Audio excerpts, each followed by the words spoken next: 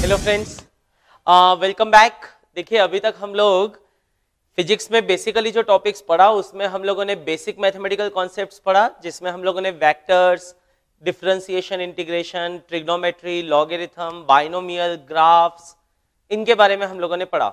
और साथ ही में एक इंपॉर्टेंट टॉपिक हम लोग फिजिक्स का पढ़ चुके हैं दोस्तों, unit dimensions and errors and measurement. दोस्तों, आज से हम लोग अपने रियल फिजिक्स पे आ जाते हैं। और रियल फिजिक्स में क्लास 11th में अगर आप देखें तो ऑलमोस्ट आपको more than half year maximum time आपको जो पढ़ना है वो है mechanics. Now mechanics is all about machines. आप जो अपने आसपास देखते हो दोस्तों, आप मान लीजिए अपनी गाड़ी से जा रहे हैं और आप अपनी गाड़ी चलाते हो तो आप देखते हो उसका मोशन किस तरह से हो रहा होगा।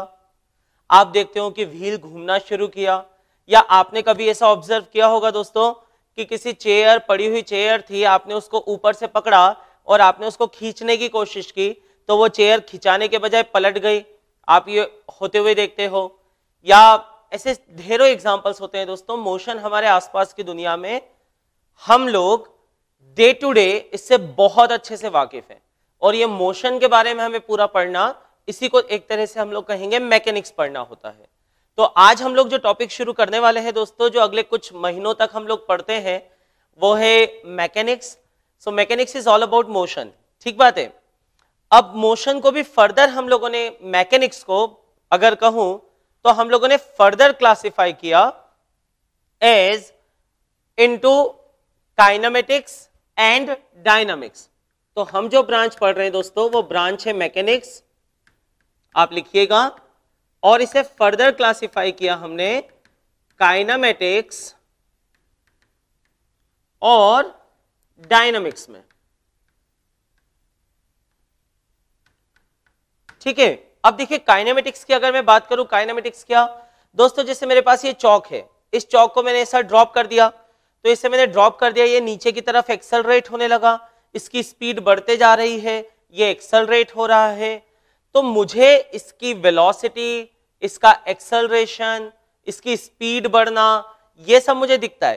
कितने टाइम में इसने कितना डिस्प्लेसमेंट कवर किया, ये सब कुछ मुझे समझ में आता है। तो ये पढ़ना बिना ये सोचे कि इसको नीचे खींचने वाला कौन है, इसे एक्सेलरेट करवाने वाला कौन है, बिना इस पे फोकस किए ये पढ़ना कि मोशन को स्टडी करना विदाउट अंडरस्टैंडिंग इवन और without thinking a bit about cause behind motion, वो मोशन के पीछे का कारण क्या है उसके बारे में सोचे बिना मोशन को पढ़ना, ये ब्रांच हमारी कहलाती है kinematics. So in kinematics you can write, in kinematics we study about motion without taking care of cause behind motion। हम लोग मोशन के बारे में पढ़ते हैं, उसके कॉज के बारे में हम लोग चिंता नहीं करते। So we don't worry about cause, we do not study cause behind motion। ठीक बात है। लेकिन जैसे ही डायनामिक्स की बात आ जाती है दोस्तों, जब हम लोग सेकेंड पे आ जाते हैं डायनामिक्स में, सो in dynamics we study, dynamics में हमें इससे मतलब होता है कि ये चौक को ड्रॉप किया गया तो इसे कौन एक्सेलरेट करवा रहा है, या आपने अपनी, मान लीजिए आपने अपनी स्कूटर को एक्सेलरेट किया तो कौन है जो उसको एक्सेलरेट करवा रहा है। ऐसा क्यों होता है कि कीचड़ में अगर गाड़ी का टायर फंस जाए, आपका पिछला टायर, तो आप कितना भी एक्सेलरेशन प्रेस कर लीजिए, गाड़ी का टायर वहीं की वहीं घूमते रहेगा, गाड़ी आगे नहीं बढ़ेगी। तो ऐसा क्यों होता है, ये बात ठीक है। या अर्थ सन के रिवॉल्यूशन कर रही है तो ऐसा क्यों होता है, ठीक है। मून अर्थ के रिवॉल्यूशन कर रहा है, ऐसा क्यों होता है। So many cases, so we study about कि ऐसा क्यों होता है। तो क्या होता है जो दिखता है उसके बारे में पढ़ना, वेलोसिटी, एक्सेलरेशन, बिना ये जाने कि ये क्यों हो रहा है, वो काइनेमेटिक्स है। और ये जानना कि ये क्यों हो रहा है, वो डायनामिक्स है। So in dynamics we are concerned about, we are also concerned about cause behind motion। हम लोग मोशन के पीछे का कारण भी पढ़ते हैं, किसमें, डायनामिक्स में। डन। ये बेसिक डेफिनेशन अपने को क्लियर हो गई दोस्तों। चलिए, तो हम क्या पढ़ना शुरू कर रहे हैं, मैकेनिक्स। उसमें क्या पढ़ते हैं, काइनेमेटिक्स और डायनामिक्स। तो ये काइनेमेटिक्स आया, डायनामिक्स आया, ठीक है। तो अब हमारा मेजर जो टॉपिक है दोस्तों वो काइनेमेटिक्स रहेगा। अगले कुछ कॉन्सेप्ट क्लासेस तक, अगले कुछ कॉन्सेप्ट लेक्चर्स तक मैं आपको काइनेमेटिक्स डिस्कस करवाऊंगा। मैं आपको काइनेमेटिक्स के इन डिटेल ले जाऊंगा, ठीक है, कि चीजें कैसे होती हैं, क्या होती हैं, ये सब हम लोग पढ़ेंगे। अब काइनेमेटिक्स को भी फर्दर हम लोगों ने डिवाइड किया। देखिए मेरे साथ तो एक बहुत बढ़िया ऐसा किस्सा जुड़ा हुआ है। एक बार once I been sent to class 8th class में मैं गया और मुझे भेजा गया। उस दिन दीपावली के दिन क्लासेस थी और तब 8th में एनटीएससी हुआ करती थी। तो जब मैं 8th में एनटीएससी को पढ़ाने के लिए गया तो अब स्टूडेंट्स मेरे लिए बिल्कुल नए थे और ऑल थ्रू आउट में 11th 12th रिपीटर्स, ड्रॉपर्स, इन्हें पढ़ाता रहा हूँ। तो मैंने उनसे बच्चों से पूछा कि आप क्या पढ़ना चाहोगे, तो उन्होंने बोला कि सर आप तो मोशन पढ़ा दो। तो मैंने मोशन पढ़ाना शुरू किया और मैंने मोशन की बड़ी सिंपल सी डेफिनेशन उन्हें बता दी जो क्लास 9th में आप लोगों ने भी पढ़ी होगी। तो मैंने उन्हें कहा कि देखो कोई ऑब्जेक्ट है, उस ऑब्जेक्ट की पोजीशन अगर टाइम के साथ क्या होते रहे, चेंज। एक ऑब्जेक्ट है दोस्तों, उसकी कोई पोजीशन होगी, वो पोजीशन टाइम के साथ क्या होते रहे, चेंज, तो इसे मोशन बोलते हैं, ठीक है। और अगर ऐसा ना हो तो उसे हम लोग रेस्ट में बोलते हैं। तो अगर ऑब्जेक्ट की पोजीशन चेंज होगी तो मोशन हुआ, अगर पोजीशन चेंज नहीं होगी तो वो रेस्ट होगा। ये किस्सा मैं इतने सेमिनार्स में भी सुना चुका हूं दोस्तों। तो जब मैंने ये डेफिनेशन बोली तो एक 8th class student, a very curious one, उसने तुरंत हाथ खड़ा किया और मुझसे पूछा, सर, उस समय रूम में पंखा चल रहा था, तो उसने तुरंत मुझसे पूछा कि sir this fan is rotating, is it at rest और एट मोशन? ये रेस्ट में है या मोशन में? And I was taken aback, I was amazed. In fact मुझे इतना आश्चर्य हुआ, मैंने लगा कि अच्छा ये बच्चे ने कितना जबरदस्त सोचा और कितना जल्दी सोचा। तो मुझे उनकी क्लास में ये पूरा क्लासिफिकेशन बताते हुए निकलना पड़ा दोस्तों, जो मैं अब आपको बताऊंगा। देखिए मोशन को भी मोशन होता है, ठीक है। आप अपने जो सिंपल लॉजिक है, सिंपल ब्रेन है, उस पर फोकस कीजिए। आप बाकी चीजें थोड़ी देर के लिए छोड़िए। मोशन में चलते हुए दिखे तो मोशन है, रुके हुए दिखे आपके लिए तो वो रेस्ट में। अभी तो मैं आपको सिंपल इस लॉजिक पे रखता हूं दोस्तों। ये जो मोशन होता है इसे हम लोगों ने अपनी कन्वीनियंस के लिए, for the sake of our convenience, we have classified motion into several categories. हमने मोशन को फर्दर कुछ कैटेगरी में क्लासिफाई किया, ठीक है। उसमें एक तरह का मोशन हम लोग कहते हैं दोस्तों ट्रांसलेटरी मोशन। ट्रांसलेटरी मोशन में आप लिख लीजिएगा, translatory motion is one of the classification of motion. ये मोशन का एक क्लासिफिकेशन है। ट्रांसलेटरी मोशन में हम लोग ये देखते हैं दोस्तों कि अगर मान लीजिए किसी बॉडी के सारे पॉइंट्स की वेलोसिटी, एक बॉडी है, उसके सारे पॉइंट्स अगर सेम वेलोसिटी के साथ और सेम एक्सेलरेशन के साथ, आप बोलोगे सर वेलोसिटी एक्सेलरेशन क्या होता है? दोस्तों 9th में आप ये सब पढ़ चुके हैं, तो मैं थोड़ी सी लिबर्टी आप लोगों से चाह रहा हूं कि आप मुझे इतना अलाउ करेंगे कि I can use these terms velocity and acceleration. ऐसा ना हो कि आप ये सोचने लगो कि सर अभी तो आपने वेलोसिटी और एक्सेलरेशन पढ़ाया ही नहीं और बिना पढ़ाए आपने ये वाली टर्म्स यूज करना शुरू कर दी। तो आप 9th में और उससे भी छोटी क्लासेस में इन टर्म्स से वाकिफ रहे हैं, तो I am taking this much of liberty only. तो दोस्तों अगर पॉइंट है, उसके अगर कोई बॉडी है, उसके सारे पॉइंट्स की वेलोसिटी और सारे ही पॉइंट्स का एक्सेलरेशन अगर सेम आ जाए तो ये मोशन क्या कहलाता है? Translatory motion. और इंटरेस्टिंग बात ट्रांसलेटरी मोशन के साथ ये होती है कि अगर वैसा हो तो हम पूरी बॉडी हमें कंसिडर करने की जरूरत नहीं, हम उस पूरी बॉडी को एक पॉइंट पे कॉन्सेंट्रेटेड मान सकते हैं, क्योंकि हम बोलेंगे बॉडी के हर पॉइंट की वही वेलोसिटी है जो उसकी है, बॉडी के हर पॉइंट का वही एक्सेलरेशन है जो उसका है। तो जब सारे पॉइंट्स की वेलोसिटी सेम है जो उस पॉइंट की है और सारे पॉइंट का एक्सेलरेशन सेम है जो उस पॉइंट का है, तो बस बॉडी वही है। सही है? तो ऐसा हम लोग कह सकते हैं, ठीक बात है ना। जैसे एक एग्जांपल लेता हूं मैं, मान लीजिए जैसे मैंने एक हमारी शीट को लिया, एक पर्टिकुलर कॉन्सेप्ट शीट है दोस्तों मेरे पास। So I have taken this concept sheet. अब इसको देखिए मैं इस तरह से मूव करवाऊं, Now try to identify its motion. Try to identify. Look carefully. I am not moving it like this. No, not like this. No, certainly not. ऐसा मैं मूव करवा ही नहीं रहा हूं, बहुत ध्यान से देखना, ठीक है.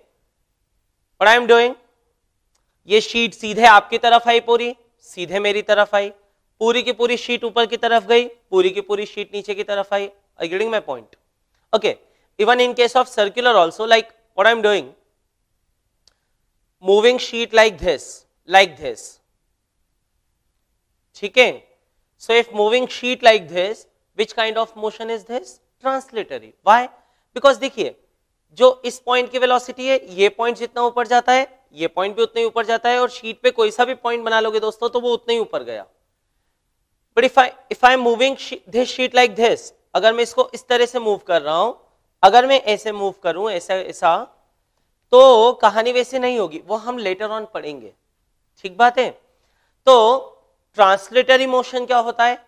ट्रांसलेटरी मोशन के बारे में एक पॉइंट तो मैंने आपको लिखवाया. क्या लिखवाया दोस्तों अभी? कि ये मोशन का एक क्लासिफिकेशन है, ठीक बात है. दूसरा पॉइंट लिखेगा a motion is said to be translatory और translational. A motion is said to be translatory or translational if all points of body have same velocity and same acceleration.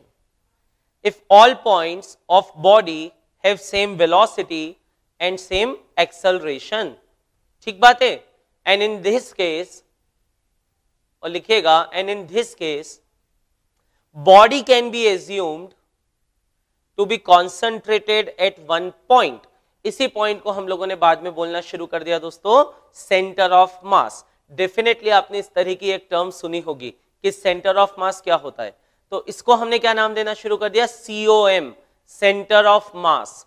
Done. ऐसा पूरी body को एक point पे मान सकते हैं. For example, जैसे मैं शीट को ऐसे घुमा रहा था ना दोस्तों, I was rotating sheet like this, so I can consider whole body to be concentrated at its centre and revolve centre like this. Centre को इस तरह से घुमाइए. आ गई बात समझ में? कोई डाउट तो नहीं इसमें? आगे बढ़े.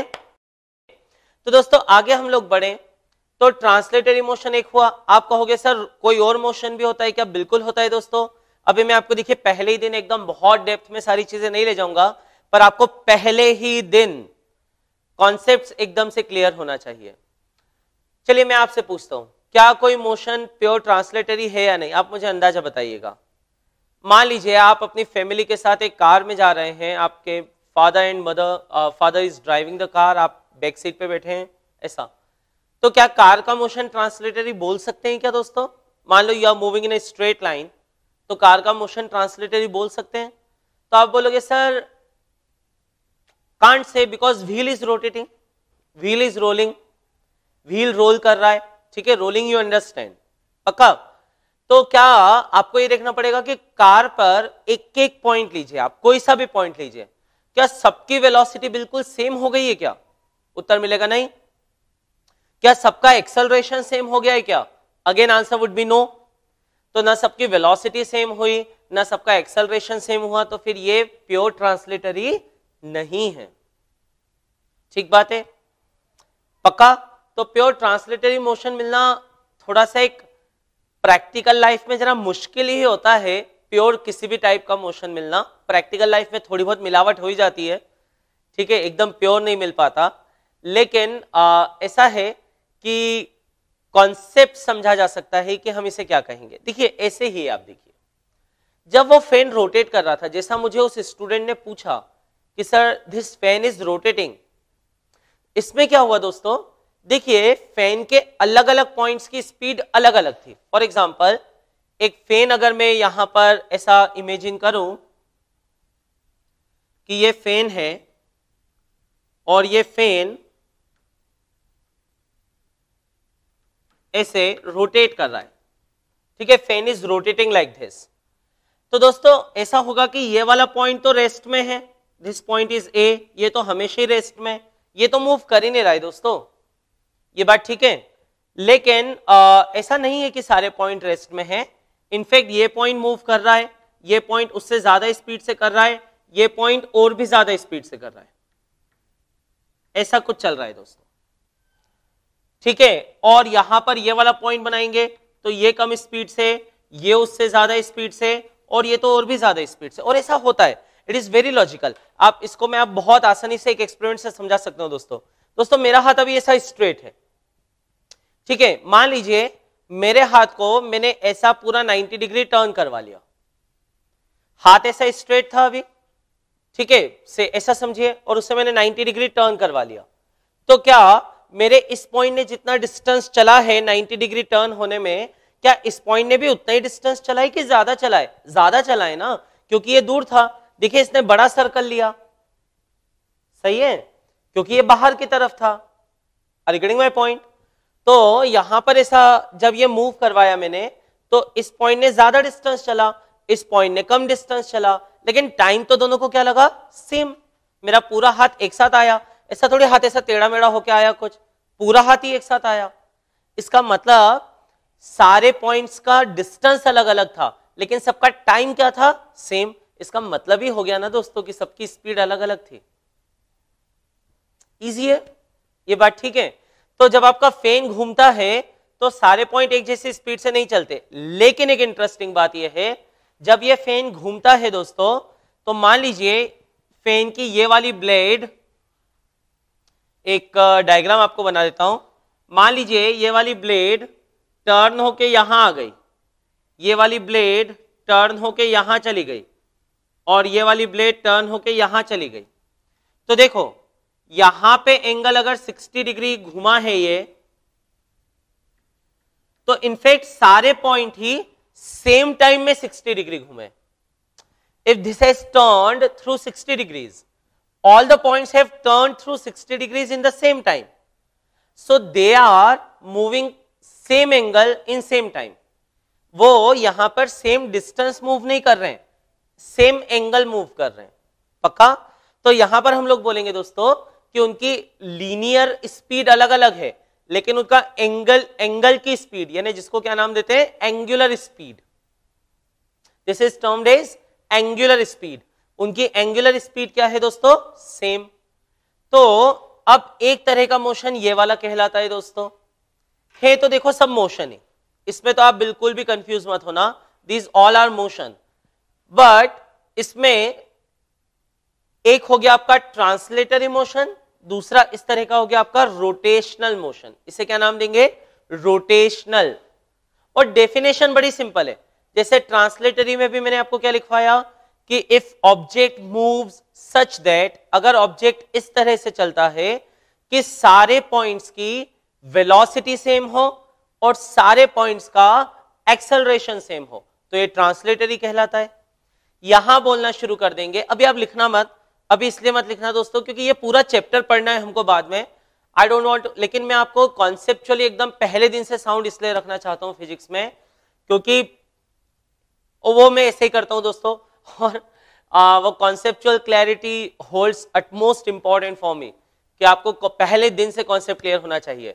It may seem boring to you, but still वो आपको मजा ही आएगा। जब आपको सवाल बनने लगेंगे तब आपको मजा आएगा, और मेरा उद्देश्य यही होता है हमेशा कि कॉन्सेप्ट्स इस तरह से डिलीवर किए जाएं कि सवाल बने। ये बात ठीक है?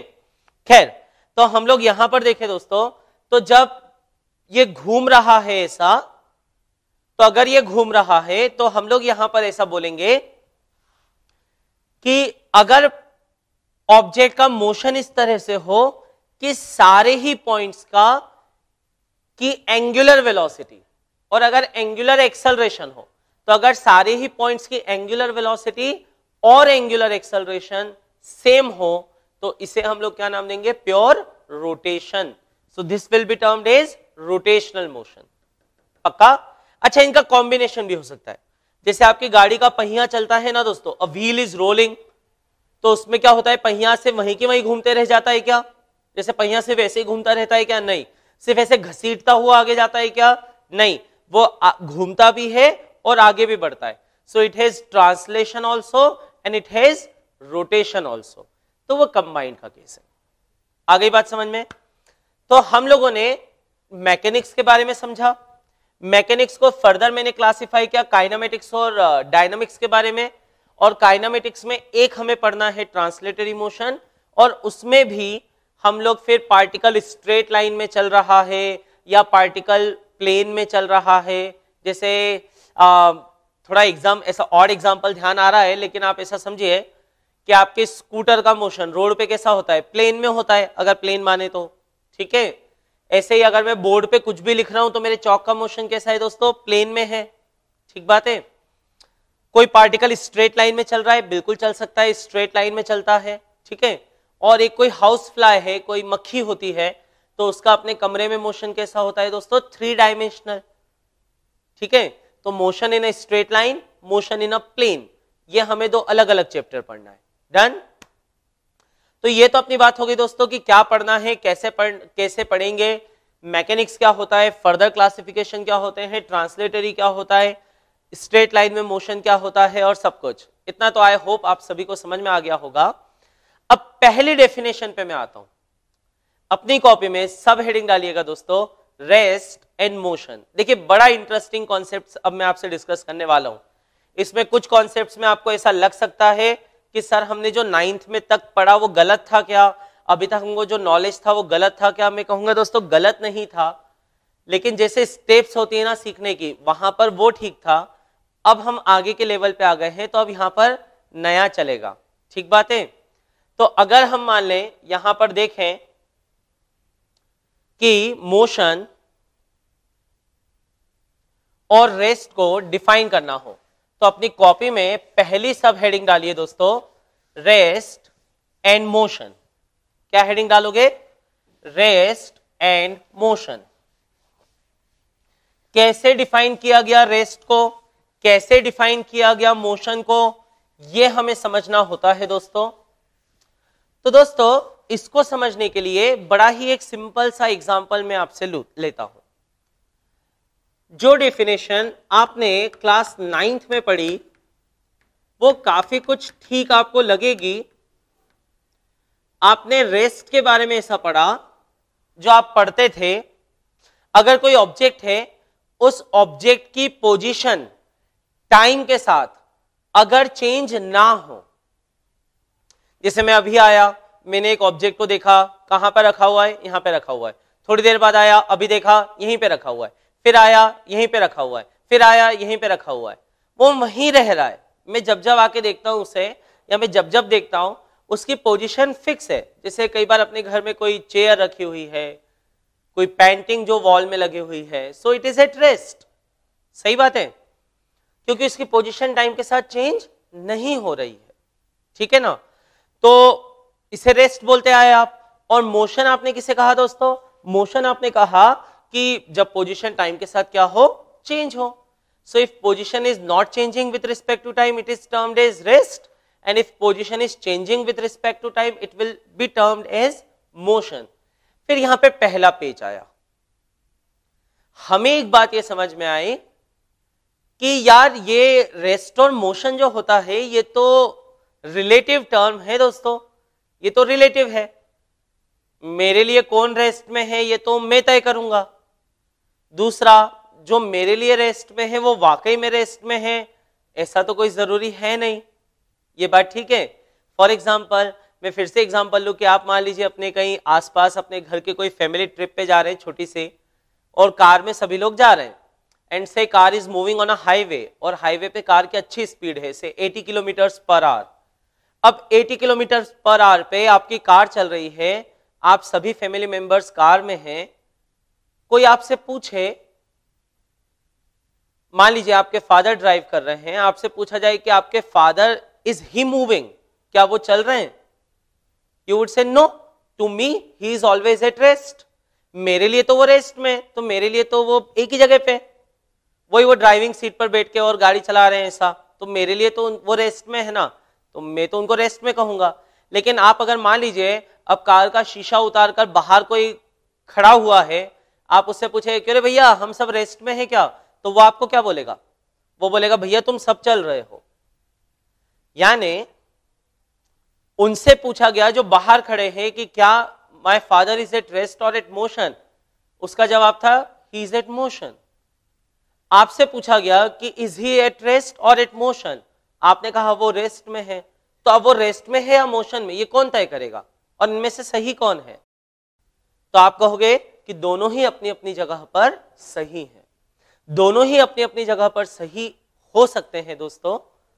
और जब दोनों अपनी अपनी जगह पर सही हैं तो इसका मतलब हमारे पास एक पहला कॉन्सेप्ट ऐसा आया कि जो रेस्ट होता है और जो मोशन होता है, it is not an absolute term.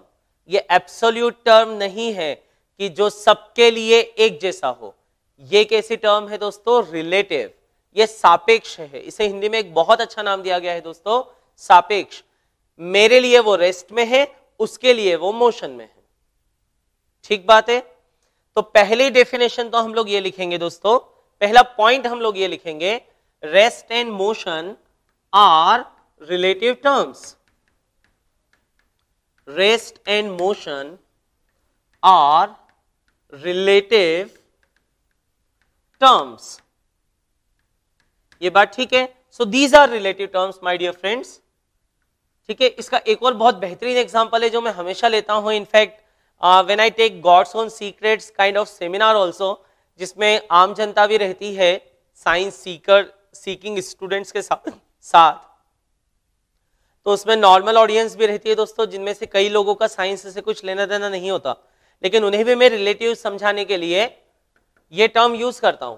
देखिए, उसको आप ऐसा देखिए, हमारी ये आदत पड़ जाती है दोस्तों, हम जहां हैं हम खुद को रेस्ट में मान लेते हैं, हम जहां हैं हम खुद को रेस्ट में मानते हैं। जैसे एक एग्जांपल लेता हूं, मान लीजिए आपके समर हॉलीडेज हुए, समर हॉलीडेज में आप अपने फैमिली के साथ घूमने गए कहीं पर। मान लीजिए एक एग्जांपल लेता हूं, आप रहते हैं से इंदौर में, तो आप घूमने गए। अब आप घूमने गए तो आप वापस आ रहे हो छुट्टियों से, छुट्टियों से जब आप आ रहे हो आपकी ट्रेन चल रही है, और इंदौर से पहले के कुछ स्टेशंस में आपको बता देता हूं, जैसे उज्जैन जहां पे सिंहस्थ होता है, भोपाल उससे पहले आता है, फिर उज्जैन के बाद में देवास आता है, फिर इंदौर आता है। तो मान लीजिए आपकी ट्रेन आ रही है and you are coming to Indore, back to Indore from new Delhi से, अब न्यू दिल्ली से इंदौर आ रहे हैं, तो आपकी ट्रेन भोपाल आई, आपकी ट्रेन फिर उज्जैन आई, आपकी ट्रेन देवास आई, और अब आप 1 घंटे के अंदर इंदौर पहुंचने वाले हो। तो दोस्तों ट्रेन के अंदर जो आपकी फैमिली बैठी हुई है और आप सब कैसी बात करते हो, चलो गेट रेडी, इंदौर आने वाला है। अच्छा, आपने बोला इंदौर आने वाला है, तो इंदौर आने वाले का मतलब तो ऐसा हुआ कि ये ट्रेन है, ये यहीं पर खड़ी रहेगी, हम बढ़िया ट्रेन में बैठे रहेंगे, हम बहुत अच्छे से, पूरा की पूरा इंदौर शहर उठ के आएगा विद इट्स प्लेटफॉर्म्स, और प्लेटफॉर्म के साथ रेलवे स्टेशन के साथ उठ के आएगा, यहां पे आके रुक जाएगा, जब इंदौर आके रुक जाएगा तो हम उतर जाएंगे। आपने ऐसा कहा, यानी आपने क्या मान लिया? आप जनरली, हम लोग बातचीत में कभी ऐसा यूज नहीं करते कि ट्रेन इज अप्रोचिंग इंदौर, हम हमेशा ऐसा बोलते हैं Indore is about to come, Indore आने वाला है, ट्रेन पहुंचने वाली है नहीं बोलते। इसका मतलब हम ट्रेन में थे ना, हमने खुद को किस में मान लिया? रेस्ट में, और पूरा की पूरा इंदौर चल के आ रहा है। लेकिन अब मान लीजिए ये सीन पलट जाता है, आप छुट्टी हुई, लेकिन आप तो जेईई की तैयारी कर रहे हो और आपको बहुत सारी पढ़ाई करना है, तो आप छुट्टियों पे नहीं जा पाए, लेकिन आपके पेरेंट्स गए। अब आपके पेरेंट्स वापस से आ रहे हैं, से from new Delhi side only, Indore ही आ रहे हैं, और अब आप उनको लेने प्लेटफॉर्म पे गए। अब प्लेटफॉर्म पे आप अपने दोस्त के साथ खड़े हुए हैं, तब आप ऐसा बोलते हो कि चलो रे चलो, पूरा सभी लोग, पूरा प्लेटफॉर्म और पूरा इंदौर चल रहा है ट्रेन के पास, नहीं, तब आप बोलते हो train is about to come. अंतर समझे आप? अंतर यह हो गया कि जब हम ट्रेन में खड़े हैं तो ट्रेन को रेस्ट में मानेंगे, इंदौर चल के आएगा, और जब हम प्लेटफॉर्म पे खड़े हैं तो हमारे लिए प्लेटफॉर्म रेस्ट में है, ट्रेन चल कर आएगी। यानी हम खुद के रिस्पेक्ट में चीजों को देखते हैं, हम खुद के चश्मे से चीजों को देखते हैं, हाँ या ना? तो जैसा हमारा चश्मा वैसी हमारे लिए दुनिया, ऐसा हो जाता है वो। तो रेस्ट और मोशन कैसे टर्म्स है दोस्तों? रिलेटिव टर्म्स हैं, पक्का? सो पहला पॉइंट अपना ये हो गया, rest and motion are relative term.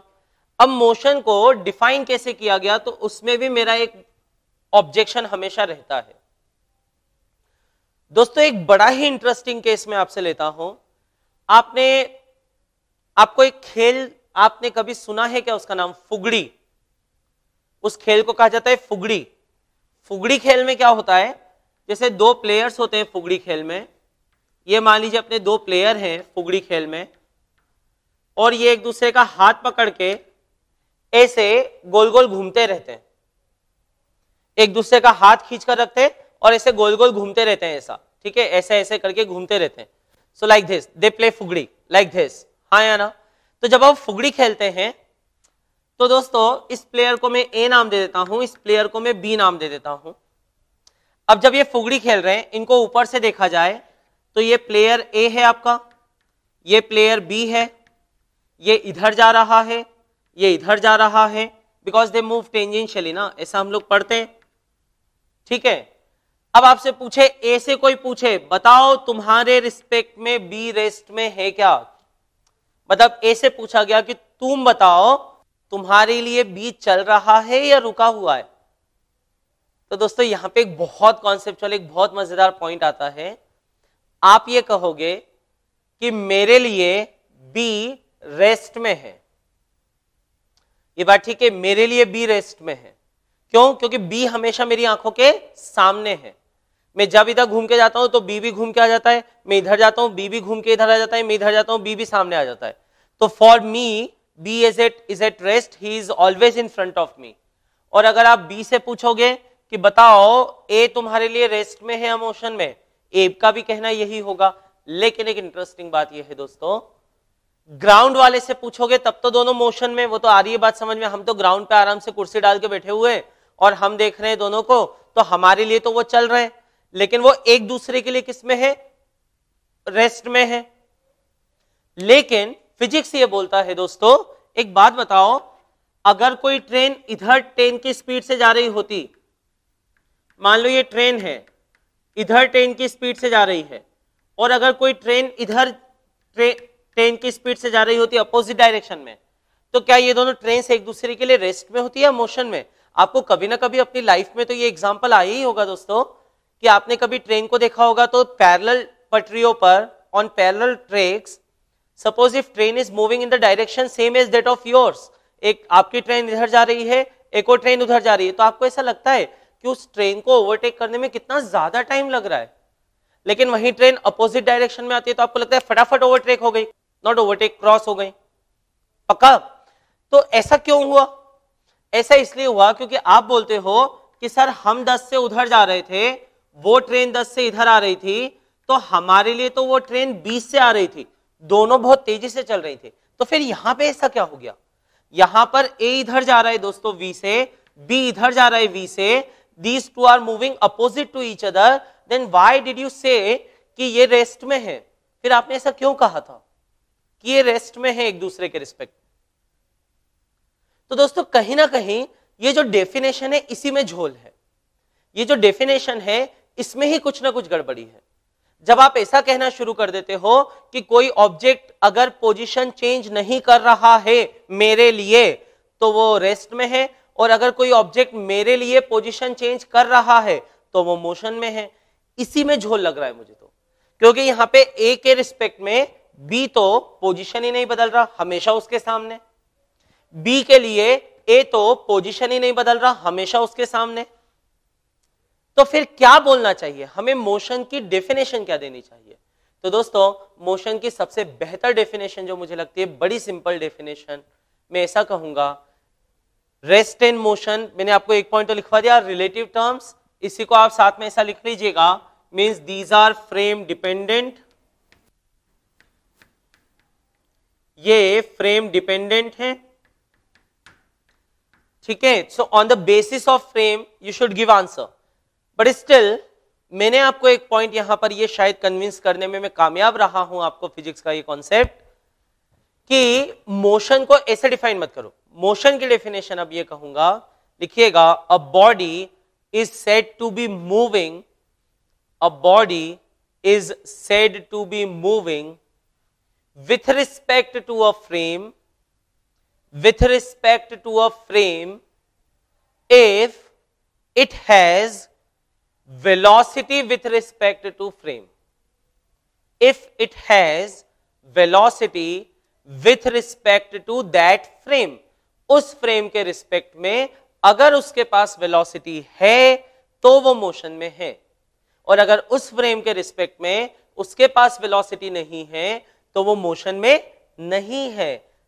बस कितने सिंपल डेफिनेशन। इस डेफिनेशन से हमें कॉन्सेप्ट बड़ा क्लियर हो जाना चाहिए दोस्तों। मोशन में होता है तो वेलोसिटी होती है क्या? हम बोलेंगे नहीं। वेलोसिटी होती है तो वो किस में होता है? मोशन में। So deciding factor is not motion, deciding factor is velocity.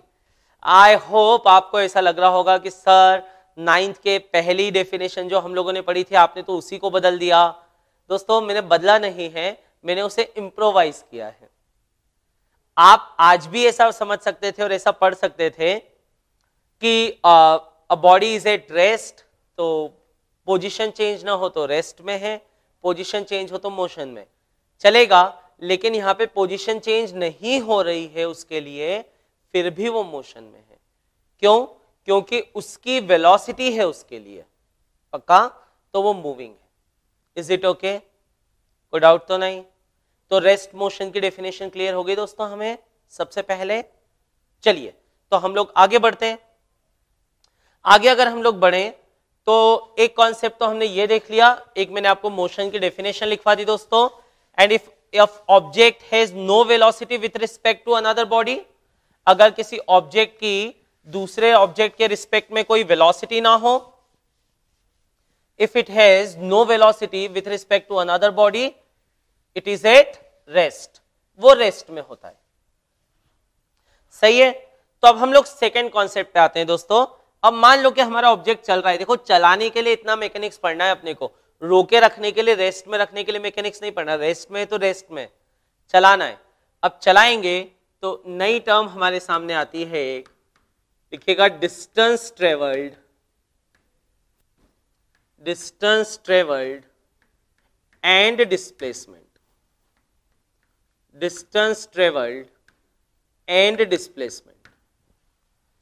अब आप बोलोगे सर आप तो इन डेफिनेशंस में भी कुछ चेंज करोगे क्योंकि आपने पहली डेफिनेशन में ही चेंज कर दिया 9th की। नॉट एग्जैक्टली दोस्तों, हर चीज ऐसा नहीं है कि आपने अधूरी पढ़ी है, कुछ कुछ चीजें पूरी भी पढ़ी है। हाँ, पर मैं इम्प्रोवाइजेशन जहां जहां मुझे जरूरी लगेगा मैं करते ही जाऊंगा, ये बात ठीक है। कॉन्सेप्ट्स में आप लोगों के देखिए डिस्टेंस ट्रेवल्ड क्या होता है और डिस्प्लेसमेंट क्या होता है। देखो बहुत सिंपल लॉजिक है, बहुत सिंपल लॉजिक। मान लीजिए जैसे इंदौर से आपको जाना हो मुंबई, ठीक है, और आपको ट्रेन से ही जाना है। तो अभी हमारे क्या क्या है दोस्तों इंदौर में कि बेसिकली अभी इंदौर से मुंबई की जो डायरेक्ट ट्रेन है उसमें बीच में कुछ लाइंस बनी हुई नहीं है, तो वो ट्रेन ऐसे डायरेक्ट नहीं है इंदौर से मुंबई वाली।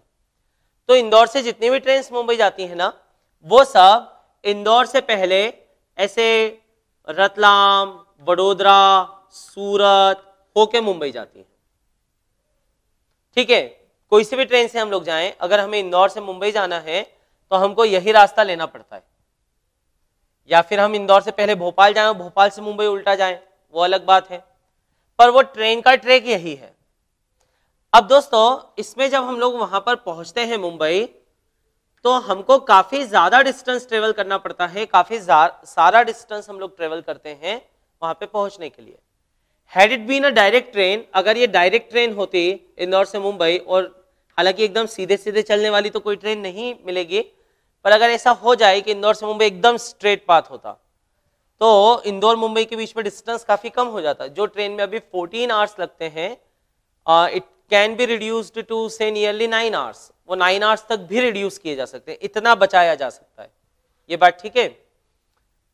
तो यही अंतर है अपना डिस्टेंस और डिस्प्लेसमेंट में। डिस्टेंस क्या है, तो हम लोग डिस्टेंस को कहते हैं length of actual path traverse by a body. Body ने जो एक्चुअल पाथ लिया उसे क्या नाम दिया गया दोस्तों? डिस्टेंस। ठीक बात है।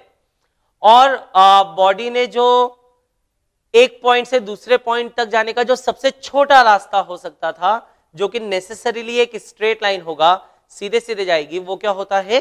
डिस्प्लेसमेंट। सो सिंपल डेफिनेशन, तो हम लोग डिस्टेंस को क्या लिखेंगे दोस्तों? This is length of actual path. एक ऐसा छोटा सा नोट पॉइंट आप डाल लेना, this is length of actual path. सही है।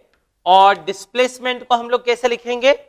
तो डिस्प्लेसमेंट को हम लोग कहेंगे दोस्तों, it can be defined as shortest distance between initial and final position. ये इनिशियल और फाइनल पोजीशन के बीच में सबसे छोटा डिस्टेंस होता है। सही है। अब मान लीजिए आप इंदौर से मुंबई तक गए और इसे लंबे रास्ते से गए, अभी जो ट्रेन रूट है दोस्तों, तो आपने जो डिस्टेंस चला तो इंदौर से मुंबई तक गए, लेकिन अब जो डिस्प्लेसमेंट है वो शॉर्टेस्ट है। तो दोस्तों displacement is a vector quantity. Displacement एक वेक्टर क्वांटिटी, और वेक्टर्स के बारे में हम लोग अच्छा खासा पढ़ चुके हैं, तो आई होप आपको वेक्टर क्वांटिटीज क्या होती हैं यह बिल्कुल भी डाउटफुल नहीं होगा। Displacement is a vector quantity. अब वेक्टर है तो उसमें दो चीजें बतानी पड़ेंगी, एक तो उसका मैग्नीट्यूड बताना पड़ेगा, दूसरी उसकी क्या बतानी पड़ेगी दोस्तों, डायरेक्शन बतानी पड़ेगी। चलो मैग्नीट्यूड तो कह दिया कि सीधे इंदौर से मुंबई को ज्वाइन कर दो, है ना। जैसे आप अपने घर से स्कूल जाते हैं तो आपकी बस भी ऐसे मान लीजिए चौराहों पर मुड़ते मुड़ते जाती है ना। अब मान लो आपकी बस आपके घर से सीधे सीधे स्कूल की तरफ जाती, बीच में मान लो कि कोई बिल्डिंग आई, वो सब फोड़ती फोड़ती ऐसे तोड़ती फोड़ती हुई सीधे सीधे सीधे सीधे चले जाती, तो वो शॉर्टेस्ट डिस्टेंस होता। लेकिन उसमें भी एक तो बताना पड़ेगा मैग्नीट्यूड, तो मैग्नीट्यूड तो बोल लोगे आप चलो सर की ये लेंथ हो गई। दूसरी डायरेक्शन बतानी पड़ेगी, तो डायरेक्शन बताने के लिए आप बोलोगे कि सर एक काम करते हैं इधर एरो बना लेते हैं। तो ये एरो कहां से कहां तक बनाना, तो आप बोलोगे सर ये इनिशियल पॉइंट से फाइनल पॉइंट तक बनाना। तो अब अगर आप ऐसा बोलते हो दोस्तों, तो फिर आपको डिस्प्लेसमेंट की थोड़ी और अच्छी डेफिनेशन देने की जरूरत पड़ जाती है, क्योंकि इस डेफिनेशन में आपने ये तो बता दिया कि डिस्प्लेसमेंट का मर्म क्या है, इसका एसेंस क्या है, डिस्प्लेसमेंट क्या होता है, लेकिन फिजिक्स के हिसाब से, मैथ्स के हिसाब से आपको फुल प्रूफ डेफिनेशन देनी होती है। ये बात ठीक है। तो ये क्या है, तो हम लोग इसे ऐसा बोलेंगे कि जैसे मान लीजिए ये एक्स एक्सिस है, ये वाई एक्सिस है। अभी आपका ऑब्जेक्ट था पॉइंट ए पर और वो ऑब्जेक्ट गया पॉइंट बी पर। It was at point A initially and it has moved to point B finally. तो दोस्तों पहली बात तो ये ए और बी को कैसे बताओगे, तो अपने को डिस्प्लेसमेंट डिफाइन करने से पहले एक टर्म डिफाइन करनी पड़ेगी दोस्तों, पोजीशन। कि पोजीशन को कैसे बताया जाता है, तो आप बोलोगे सर पोजीशन डिफाइन करने के लिए भी देखो अपन कैसे अंदर ही अंदर उतरते जाते हैं चीजों के, कितना मजेदार है। ठीक है, इतनी बार पढ़ा चुका हूं मैं, सैकड़ों बार पढ़ा चुका हूं, लेकिन आज भी जब भी ये टॉपिक्स पढ़ाता हूं, जब भी ये टॉपिक्स स्टार्ट करता हूं, जब भी फिजिक्स पढ़ाता हूं दोस्तों, you can always see that smile on my face. Why? Because I love this. मतलब मुझे तो पसंद है ये, मैं पैशन ये है कि वो हमेशा मजा आता है। खैर, तो पोजीशन, हम लोग पोजीशन डिफाइन करनी पड़ेगी। तो आप लोग कहोगे सर पोजीशन डिफाइन करने से पहले भी आपको एक चीज डिफाइन करनी पड़ेगी। मैं कहूं क्या? तो आप बोलोगे सर पोजीशन डिफाइन करने से पहले भी आपको ये तो डिफाइन करना पड़ेगा कि ओरिजिन कहां है। जब तक आपने ओरिजिन ही डिफाइन किया तो आप पोजीशन कैसे डिफाइन करोगे? ये बात भी सही है। जैसे मैं आपको कह दूं कि ये पॉइंट कहां, तो कोई स्टूडेंट बोलेगा सर ये ओरिजिन पे ही है, क्योंकि मैंने तो इसी को ओरिजिन मान लिया। कोई बोलेगा सर मैंने उस कॉर्नर को ओरिजिन माना था कम रूम के, तो सर उसके लिए पोजीशन है। कोई बोलेगा नहीं सर ओरिजिन तो ठीक इसके नीचे था, तो इसकी पोजीशन अलग है। So many students may give so many answers ना।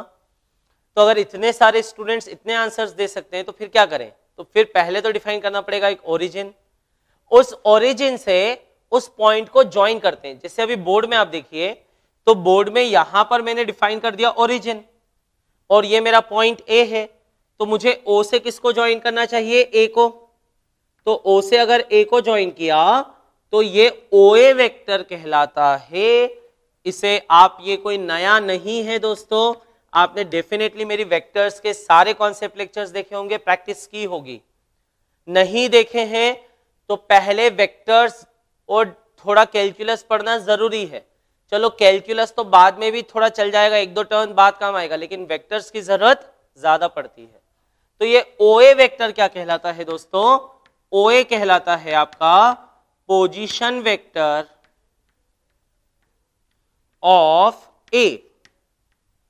ये A का पोजीशन वेक्टर कहलाएगा। ठीक बात है। तो यहां पे पार्टिकल था तो उसके पोजीशन वेक्टर को मैंने लिख दिया RI, this is initial. Done. वो पॉइंट B पर पहुंच गया। अच्छा, वो B पर उसकी मर्जी से गया। देखो, B पर उसकी मर्जी से गया मतलब रास्ता उसको अख्तियार करने की इजाजत है। तो मान लो वो B पर ऐसे पहुंच गया, A से B पर कुछ भी रास्ता लेकर, तो आप फाइनली वो B पर पहुंचाना तो उसको B से ज्वाइन करो।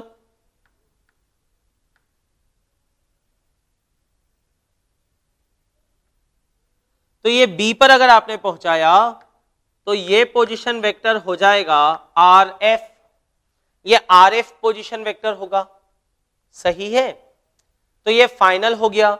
ये पोजीशन वेक्टर कौन सा है दोस्तों? इनिशियल। ये कौन सा हो गया? फाइनल। अभी आपको क्या लिखना है? डिस्प्लेसमेंट। अच्छा, डिस्प्लेसमेंट में आपकी बॉडी गई कहां से कहां तक? तो आपकी बॉडी गई है फ्रॉम A टू B। तो अगर आपकी बॉडी गई है फ्रॉम A टू B तो हमको एक वेक्टर ऐसा बनाना चाहिए A से B तक। सही है। तो इस वेक्टर को हम लोग कहते हैं डिस्प्लेसमेंट वेक्टर। रिप्रेजेंट किससे किया जाता है? उसको S से। तो ये वेक्टर कौन सा कहलाएगा? Displacement vector. ठीक है। अब देखो, ट्राइंगल लॉ पढ़ा हुआ है दोस्तों, ट्राइंगल लॉ। तो ये O से A गए, जहां पे A खत्म हुआ वहां से B गए, और फिर B से अगर ट्राइंगल कंप्लीट करना था तो O तक आना था, लेकिन B से O आने के बजाय O से B गए। This we have already studied ना। ये कौन सा लॉ होता है? Triangle law. क्या कहता था वो?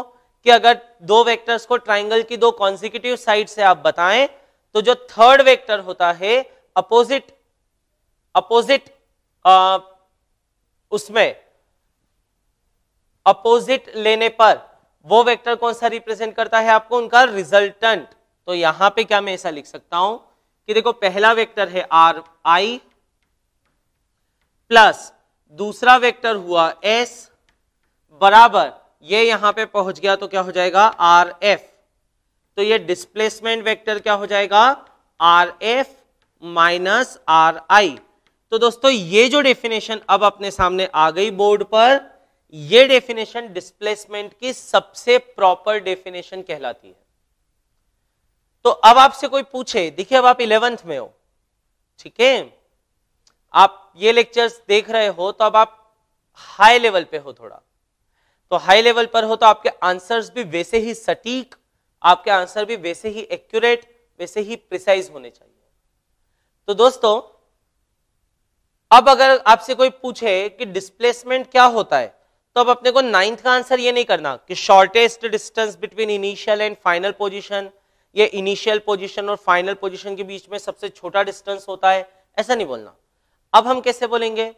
Displacement is defined as final position vector minus initial position vector. Displacement is defined as RF minus RI, और RF क्या है यहां पे? फाइनल पोजीशन वेक्टर, और RI क्या है यहां पर? Initial position vector. Is it okay? Is it okay? ये बात ठीक है? चलिए मैं एक दो एग्जांपल लेता हूं आपको, बहुत अच्छे और प्रैक्टिकल एग्जांपल लेता हूं, लाइव एग्जांपल लेता हूं दोस्तों, और आप मुझे बताना उस केस में आपका आंसर क्या होता। ठीक है, आप कैसे आंसर करते? केस वन, एक पार्टिकल तुम्हारा सर्कल पे घूम रहा है, ठीक है, और सर्कल पे घूमना जब उसने शुरू किया तो उसने पॉइंट A से शुरू किया और घूम के वापस से पॉइंट A पर आ गया। मैं आपसे पूछूं क्या है डिस्प्लेसमेंट, तो आप कहोगे 0, क्योंकि जहां से शुरू किया था वापस से घूमकर वहीं पर आ गया। अच्छा, मैं आपसे पूछूं A से घूमना शुरू किया और B तक आ गया, इस तरह से कि दिस इज 90, तो आप बोलोगे सर ये R है, ये R है, तो डिस्प्लेसमेंट की लेंथ कितनी है? R√2, शॉर्टेस्ट डिस्टेंस बना रहे। वेक्टर कहां पे फायदा दे देता है मैं आपको बताता हूं।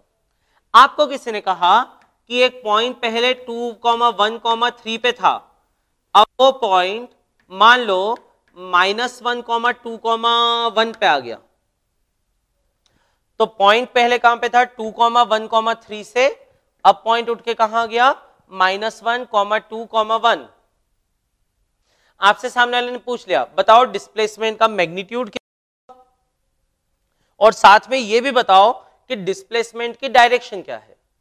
हमें डिस्प्लेसमेंट का मैग्नीट्यूड भी बताना है और डिस्प्लेसमेंट की डायरेक्शन भी बताना है, ठीक बात है। तो हम लोग कैसे करेंगे, तो हम लोग ऐसा करेंगे कि जब वो ए पर था तो उसका पोजीशन वेक्टर क्या था, पोजीशन वेक्टर, तो पोजीशन वेक्टर आप लिखोगे 2i + 1j + 3k, और जब वो बी पर चले गया तो उसका पोजीशन वेक्टर कितना हो गया, तो उसका पोजीशन वेक्टर हो गया -i + 2j + k। शुरुआत में कहां था ए पर, फाइनली कहां पहुंचा बी पर, ठीक बात है। तो b - ए करना, फाइनल माइनस इनिशियल करना, अपनी डेफिनेशन देख रहे हो ना, तो हो जाएगा फाइनल माइनस इनिशियल, पक्का। तो यहां पे मैं लिखूंगा कि इसका डिस्प्लेसमेंट हो जाएगा फाइनल माइनस इनिशियल, यानी तुम लिखोगे ये हो जाएगा RB - RA, सही है, RB - RA। तो RB में से RA सब्ट्रैक्ट करो, तो देखो ये -1 है, इसमें से 2 सब्ट्रैक्ट करोगे तो आप बिल्कुल बेसिक भी लिखो तो ये -1 - 2, -1 में से -2 गया तो कितना बचेगा -3, तो ये बचेगा -3i। -1 में से और 2 पीछे चले गए तो -3 पे पहुंच गए। 2j में से j गया तो j बचेगा, और k में से 3k गया तो 1 से 3 गया तो -2 पे आ जाएंगे, तो ये हो गया -2k। इज इट ओके, पक्का, क्या ये सब ठीक है। अच्छा दोस्तों, जब ये आया तो इसमें आपका मैग्नीट्यूड भी आ गया। जैसे अब मैं आपसे कहूं कि इसका मैग्नीट्यूड निकालो, तो आप मैग्नीट्यूड कैसे निकालते हैं इसका, तो इसका मैग्नीट्यूड निकालते हैं √(a² + b² + c²। तो हम लोग यहां पे लिखेंगे -3² + 1² + -2²। मैं आपको ये वाला एग्जांपल सिर्फ इसलिए ले रहा हूं दोस्तों क्योंकि वेक्टर रिवाइज हो जाए, वेक्टर की जरूरत बहुत पड़ेगी, ये बात ठीक है। और ये सब कॉपी में ऐसा नोट डाउन भी करते जाना, बड़े इंटरेस्टिंग केसेस है दोस्तों। Physics is quite simple. -3 का स्क्वायर 9, -2 का स्क्वायर 4, 9 + 4 13, 13 + 1 14, सो दिस इज √14, ठीक है। और डायरेक्शन आप खुद ही बता सकते हो, डायरेक्शन आप ही बता दोगे, पक्का। तो डिस्प्लेसमेंट आपको निकालते समझ में आया। चलिए एक तीसरा एग्जांपल लेता हूं। मान लीजिए आप किसी बिल्डिंग की छत पर खड़े हैं और ऐसे कोई एक टावर है दोस्तों, उसकी छत पर खड़े हो गए, और छत पर खड़े हो गए सिंपल ऐसे ही खड़े हैं। मान लीजिए जैसे अभी अपने जैसे गुजरात में होता है ना कि संक्रांति होती है तो ऐसे सब छत पे जाके ऐसे पतंग वतंग उड़ाते हैं, तो मान लो आप खड़े हुए हो छत पे, और आपने क्या किया कि यहां पर ये आपकी बिल्डिंग टावर है, यहां से आपने एक पत्थर को ऐसा ऊपर फेंका, तो ये ऊपर गया और ऊपर जाकर यहां पर नीचे आ गया, यहां नीचे पहुंच गया, ये बात ठीक है। और आपने उसे कैच नहीं किया वापस आते समय। जैसे अगर मैं उसको कैच कर लेता तो कोई मुझसे पूछता डिस्प्लेसमेंट कितना हुआ, तो आंसर क्या देते हैं हम 0। लेकिन अभी हमने कैच नहीं किया, अभी हमने उसको आने दिया नीचे कि चलो आने दो इसको, ठीक है। तो जब ये नीचे आया तो मान लीजिए इस बिल्डिंग की हाइट 20 मीटर्स है, say its height is 20 metres. So if someone ask you what is the displacement of this chalk और दिस बॉल, इसका डिस्प्लेसमेंट कितना हुआ, तो आप ये बोलोगे कि देखो यार पॉजिटिव वाई एक्सिस तो ऊपर मानी जाती है, अपने नियम है कि पॉजिटिव एक्स एक्सिस लेना अपने को इस डायरेक्शन में और पॉजिटिव वाई एक्सिस लेना ऊपर, तो ये किधर मानी जाती है, इसे ऊपर, ठीक बात है। तो हम यहां पर ऐसा बोलेंगे कि हम क्यों ना इसी को ओरिजिन मान लें, ये ओरिजिन है, बॉल ऊपर कहां तक गई अभी छोड़ते हैं उसको, बिल्डिंग की हाइट 20 है तो ये ओरिजिन से नीचे आए ना तो इसकी पोजीशन -20 है। तब आप सिंपल लॉजिक लगाओ, आपको इससे कोई मतलब नहीं होता दोस्तों कि बॉल कितना ऊपर गई फिर रुकी फिर नीचे आई, you are least concern, even not concerned about that, और ये फायदा भी देता है। अभी आगे जब हम लोग न्यूमेरिकल्स करेंगे तो आपको बड़ा मजा आएगा कि ये जो वेक्टर में हम लोग पढ़ते हैं ये थोड़ा सा अपने को ऐसा लग सकता है परेशान करने वाला, पर अच्छी बात ये हो जाती है कि अगर आप इस तरह से ध्यान रखें तो आपको सवाल करने में बड़ी आसानी हो जाती है। जैसे यहां पर हमें इससे मतलब नहीं होता कि ये बॉल कितनी ऊपर गई फिर रुकी फिर नीचे आई, इससे कोई मतलब नहीं होता। हमें बस ये देखना है इनिशियल कहां पर थी, ओरिजिन पर। तो कोई आपसे पूछे कि इनिशियल पोजीशन क्या थी यहां पर, तो आप बोलोगे इनिशियल पोजीशन थी ओरिजिन। फाइनल पोजीशन क्या हो गई, तो फाइनल पोजीशन आपका हो गया -20j, ये नीचे की तरफ गया तो -20j। तो कोई आपसे पूछे डिस्प्लेसमेंट कितना हुआ, डिस्प्लेसमेंट, तो डिस्प्लेसमेंट आप बोल दोगे final position minus initial position, तो final position minus initial position के हिसाब से ये हो जाएगा -20j। क्या ये क्लियर हो गया, ये -20j हो जाएगा। आई ना बात समझ में पक्के से, सो इजी। तो डिस्प्लेसमेंट डाउनवर्ड है और 20 है, -20j का तो यही मतलब है। डन, कितना कैसे आया उससे हमें कोई मतलब नहीं होता। अब 2 पॉइंट बड़े खास लिखिए दोस्तों इस पॉइंट के कोऑर्डिनेट क्या होंगे, ये तो इससे तय होगा कि तुमने ओरिजिन कहां माना, where you have considered origin, आपने ओरिजिन कहां माना उससे तय होगा। लेकिन एक बात बताइए, ए से बी जाना और ये वाला वेक्टर, इसको फर्क पड़ेगा क्या कि तुमने ओरिजिन कहां लिया। जैसे मान लो कोई स्टूडेंट बोले कि सर मैं एक नए कोऑर्डिनेट सिस्टम पे काम कर रहा हूं अभी जो यहां पर है, मेरे लिए ए का पोजीशन वेक्टर ये वाला है, मेरे लिए बी का पोजीशन वेक्टर ये वाला है। आप बोर्ड पे ध्यान से देखिएगा, मेरे लिए ए का पोजीशन वेक्टर ये है, बी का ये है, सो व्हाट, ए बी तो यही रहेगा, पक्का ना। ए बी में चेंज आया क्या, नहीं। ए और बी की पोजीशन में चेंज आया क्या, हाँ। तो 2 पॉइंट बड़े खास, एक ये लिख लीजिएगा दोस्तों, ये कॉन्सेप्चुअल पॉइंट्स हैं और ये आपके स्कूल एग्जाम से लेकर कॉम्पिटिटिव सभी में बहुत काम का होता है। लिखिएगा, position vector of a point, position vector of a point depends upon choice of origin, ठीक बात है। बट डिस्प्लेसमेंट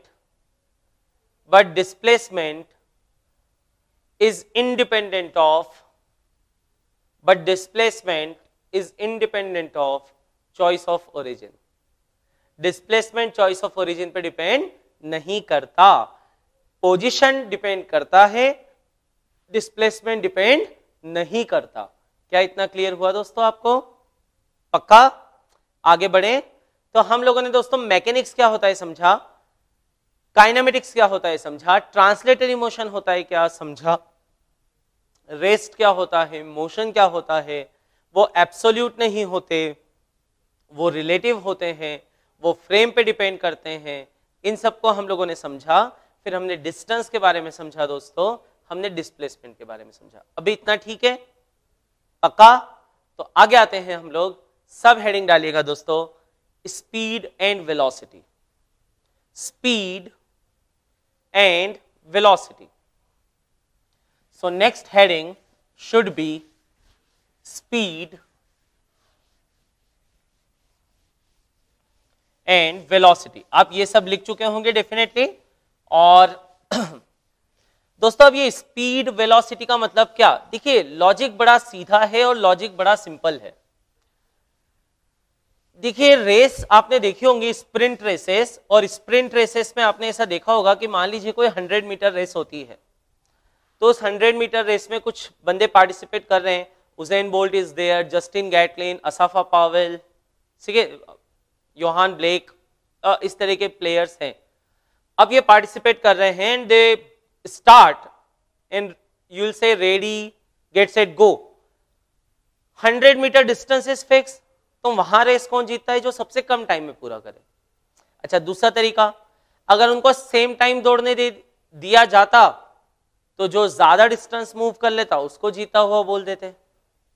तो ऐसा हमें जैसे ही ये डिस्टेंस, टाइम, इन सब के बारे में हमारी थोड़ी अंडरस्टैंडिंग डेवलप हुई, टाइम के बारे में तो अंडरस्टैंडिंग का ऐसा है दोस्तों कि अब एकदम मॉडर्न फिजिक्स में देखेंगे तो टाइम के बारे में हम एकदम अभी वापस से श्योर नहीं है। स्टीफन हॉकिंग्स की एक बुक है ब्रीफ हिस्ट्री ऑफ टाइम, काफी बेस्ट सेलर बुक है, आप में से कई स्टूडेंट्स ने पढ़ी ही होगी, पर उसमें पहले दूसरे पेज पे आ जाता है कि टाइम की डेफिनेशन क्या है ये अभी हमें क्लियर नहीं।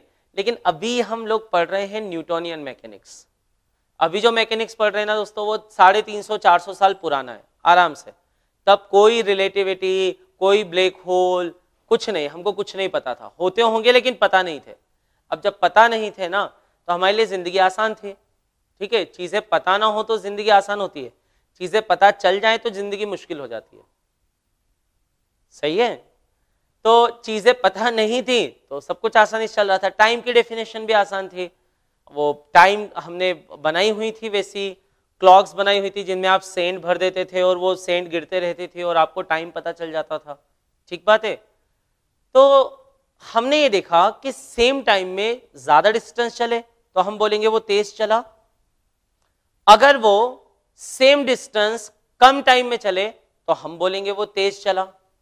यानी तेज चलने का हमारा पूरा मुद्दा डिपेंड इस पे कर रहा है कि डिस्टेंस को होना चाहिए ऊपर, टाइम को होना चाहिए नीचे। और आप बचपन से एक डेफिनेशन पढ़ते आ रहे हैं, speed is equal to distance upon time.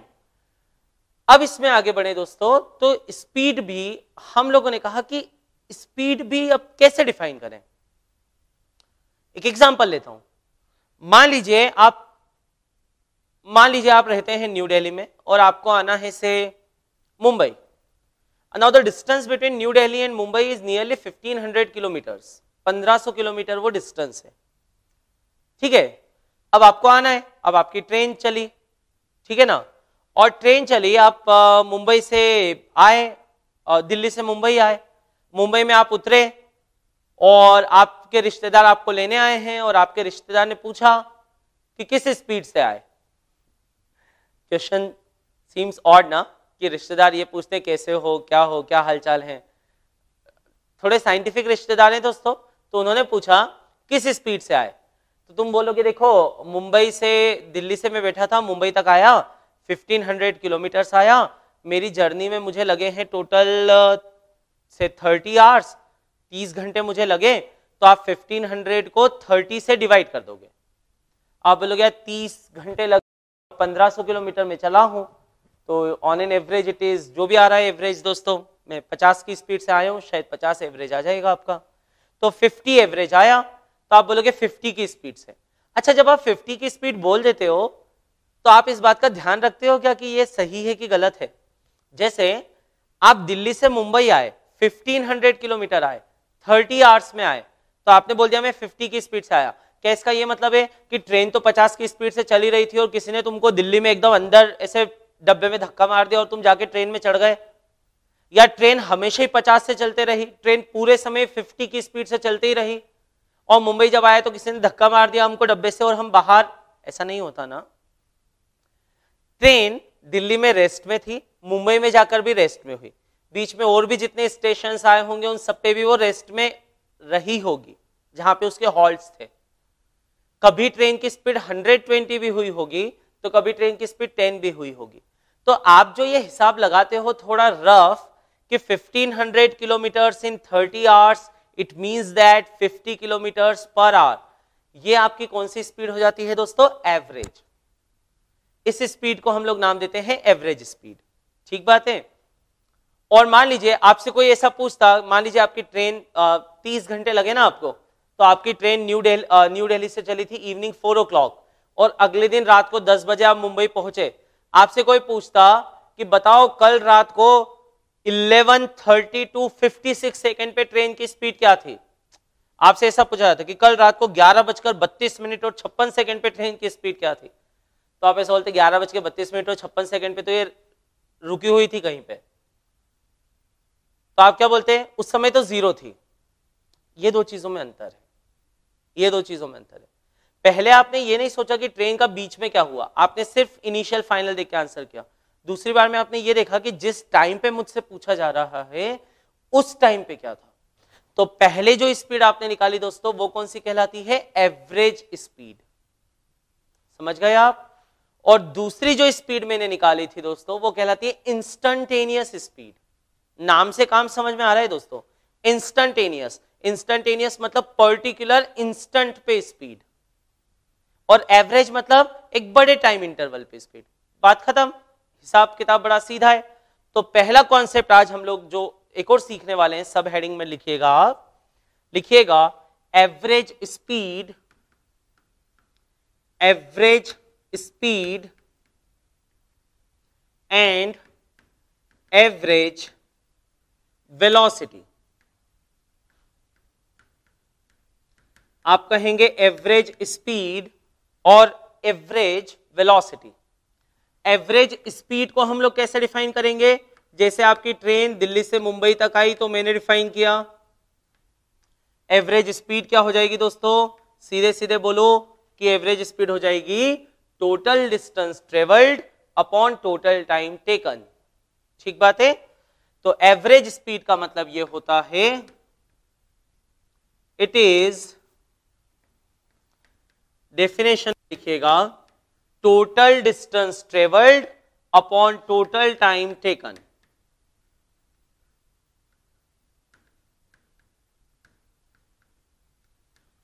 Upon total time taken. ये बात ठीक है। अब आपको कोई मतलब नहीं होता, और जब आप डिस्टेंस निकाल रहे हो दोस्तों तो डिस्टेंस की लेंथ, जो एक्चुअल डिस्टेंस है उसकी लेंथ को ही हमने डिस्टेंस कहा था, पाथ की लेंथ को। तो आपने टोटल डिस्टेंस निकाला, उसको टोटल टाइम से क्या कर दिया, डिवाइड। सही है। लेकिन अगर यहीं पर मैं आपको एवरेज वेलोसिटी डिफाइन करना चाहूं, ठीक है, तो एवरेज स्पीड को मैंने सिंपल ऐसा रिप्रेजेंट कर दिया वी एवरेज। एवरेज वेलोसिटी को डिफाइन में करता हूं टोटल डिस्प्लेसमेंट, या सिंपल उसे हम लोग कह सकते हैं displacement upon total time. So it can be termed as displacement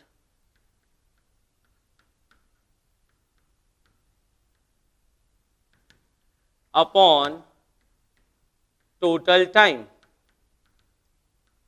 ठीक है। और इसे रिप्रेजेंट करना हो तो वेलोसिटी वेक्टर से रिप्रेजेंट करेंगे। यहां पे वेक्टर लगाना, यहां पे वेक्टर लगाने की भूल नहीं करना। देखिए सारे कॉन्सेप्चुअल पॉइंट्स हम लोग सीखेंगे, और कॉन्सेप्चुअल पॉइंट्स बहुत अच्छे से ध्यान रखना दोस्तों, जिससे कि आपको न्यूमेरिकल करने में आसानी हो, गड़बड़ ना हो। एवरेज वेलोसिटी को कैसे डिफाइन करेंगे, तो हम बोलेंगे यह है डिस्प्लेसमेंट, और डिस्प्लेसमेंट को हम बोलेंगे final position vector minus initial position vector. इससे हम लोगों ने कहा फाइनल माइनस इनिशियल। आ रही है बात समझ में। ये डिस्प्लेसमेंट हो गया अपॉन जो भी टाइम लगा दोस्तों उसको मोशन में। मान लो t2 माइनस t1 इंटरवल था, t1 पे वो ri पे था, t2 पे rf पे था। सही है। So particle was at ri at t1 और पार्टिकल rf पे चले गया एट t2। तो इस तरह से हम लोगों ने क्या डिफाइन कर दी, एवरेज वेलोसिटी।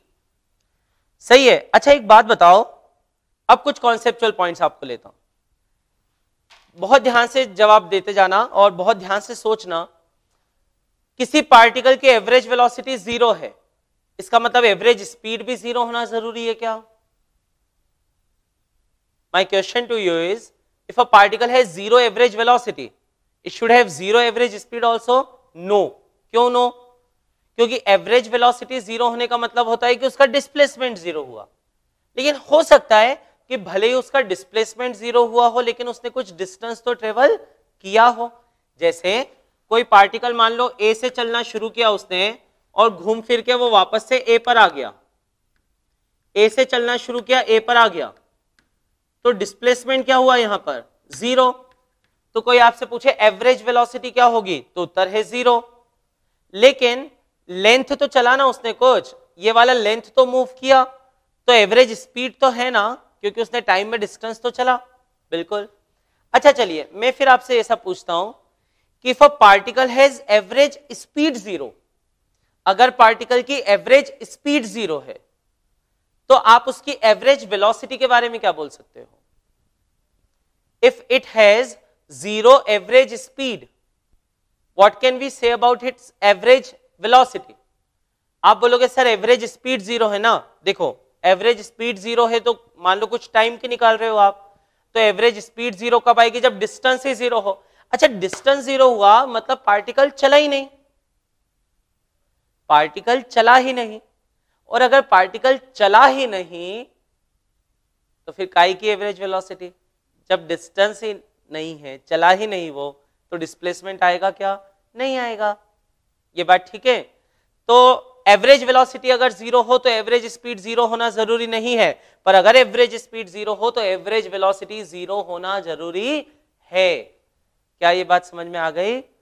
पक्का? ठीक बात है। ओके, तो देखिए अब हम लोग आगे बढ़ते हैं दोस्तों इसमें कि एवरेज स्पीड एवरेज वेलोसिटी की डेफिनेशन तो आपको क्लियर हो गई, average speed and average velocity. अब आगे बढ़े तो देखिए दो स्टैंडर्ड केसेस में आपको सॉल्व करवाता हूं एवरेज स्पीड के, जिनके रिजल्ट्स भी आपको ध्यान रखेंगे अगर आप, तो आपको काफी हेल्प होगी कॉम्पिटिटिव एग्जामिनेशंस में। ना सिर्फ वह, बल्कि इससे आपको यह भी मदद मिलती है कि हाउ टू अप्रोच, मतलब कि हम इस तरह के क्वेश्चंस में अप्रोच कैसा लगाएं जिससे कि हम आसानी से एवरेज स्पीड एवरेज वेलोसिटी ये सब चीजें निकाल पाएं। ठीक बात है? तो देखिए पहला केस है हमारा, लिखिएगा व्हेन टोटल जर्नी, लिखिएगा case 1, when total journey is divided into equal parts of distance, when total journey or whole journey is divided into equal parts of distance,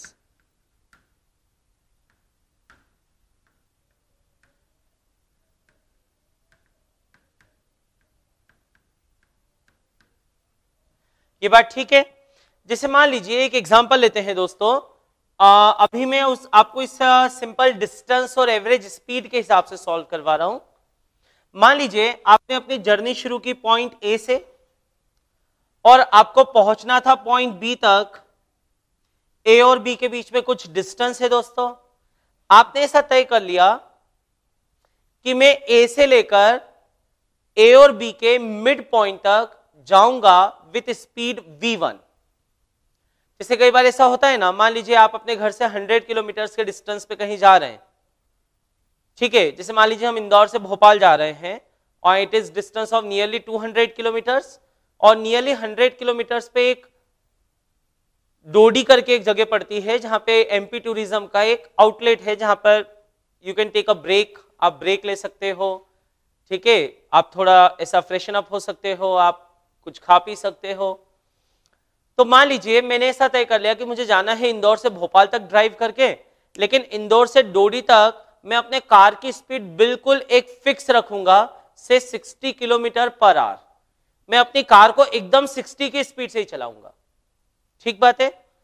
और अब डोडी हुआ, डोडी जैसे ही आया, मान लीजिए मैं वहां पे रुका नहीं, लेकिन मैंने ऐसा तय किया था कि जैसे ही डोडी क्रॉस होगा मैं अपनी कार की स्पीड एकदम फिक्स कर दूंगा। आगे के रोड में अच्छा है रोड तो, या कुछ प्रॉब्लम है तो मैं अपनी स्पीड, अच्छा रोड है तो थोड़ी सी बढ़ा लेता हूं, कि मैं अपनी स्पीड एकदम फिक्स कर दूंगा और मैं अपनी स्पीड रखूंगा 80 किलोमीटर पर आवर, कि एकदम फिक्स 80 किलोमीटर पर आवर।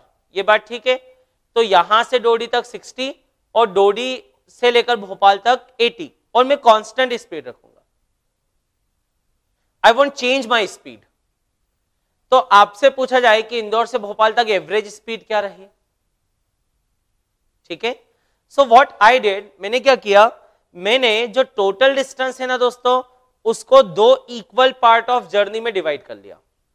तो मान लीजिए यहां पर भी मुझे जाना था ए से, जाना था बी तक, तो मैं ए से सी तक, now C is mid point of A B,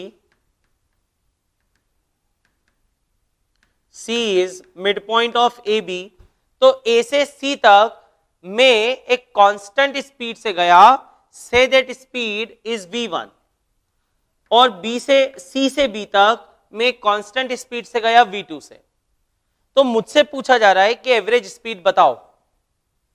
ठीक है दोस्तों, अब दोस्तों ऐसे सवाल में आप बोलोगे सर आपको डिस्टेंस तो दिया हुआ है ही नहीं, तो मैं एक काम करता हूं, डिस्टेंस मान लेता हूं।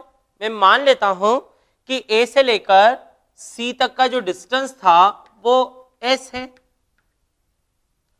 और दोस्तों अगर मैं एवरेज स्पीड की बात कर रहा हूं, अभी मैं वेलोसिटी की बात तो कर ही नहीं रहा हूं, तो अभी मुझे डायरेक्शन से तो कोई मतलब है नहीं, अभी तो मुझे सिर्फ मैग्नीट्यूड से मतलब है। तो ऐसा कोई जरूरी भी नहीं है कि ए से सी तक रास्ता बिल्कुल सीधा हो। मुझे क्या करना, मुझे तो डिस्टेंस कितना चलना है दोस्तों, एस। अच्छा, सी से बी तक कितना डिस्टेंस चलना पड़ेगा मुझे, फिर से एस। तो सी से बी तक भी मेरा डिस्टेंस आया एस। तो ए से सी तक एस हुआ, सी से बी तक भी एस हुआ। टोटल डिस्टेंस कितना हो गया मेरा, एस प्लस एस, 2s। अच्छा, जब अगर डायरेक्शन से मतलब ही नहीं है तो ये जो लॉजिक हम लोग पढ़ रहे हैं ये इस केस में भी इक्वली एप्लीकेबल होगा कि मैं ए से सी तक गया और सी से वापस से ए आ गया। तो दोस्तों ए से सी जाना मतलब कितना डिस्टेंस ट्रेवल करना, एस। सी से वापस से ए आ जाना तो वापस से डिस्टेंस एस आ जाना। तो कल को ये सवाल ऐसा भी पूछा जा सकता है कि मैं इंदौर से भोपाल तक, पूरा इंदौर से भोपाल तक गया 60 की स्पीड से और बिना रुके भोपाल से पलट के आ गया 40 की स्पीड से। It can be asked like this. मेरे लिए दोनों बातें सेम हो जाएंगी कि आधा डिस्टेंस में चलता हूं V1 से और आधा डिस्टेंस में चलता हूं V2 से। लॉजिक क्लियर हो रहा है, पक्का? चलिए आगे बढ़ते हैं। तो हमें निकालना है दोस्तों यहां पे इस सवाल में एवरेज स्पीड। एक क्वेश्चन हम लोग कर रहे हैं दोस्तों एवरेज स्पीड निकालने का। ठीक बात है, तो कैसे निकालेंगे, अब अपना कॉन्सेप्ट लगाएंगे। कॉन्सेप्ट ये है, एवरेज स्पीड होती है टोटल डिस्टेंस अपॉन में total time. Total distance upon में टोटल टाइम। अब टोटल डिस्टेंस तो मैंने एज्यूम कर लिया, टोटल डिस्टेंस कितना है, s प्लस एस, 2s। ये तो डिस्टेंस आ गया।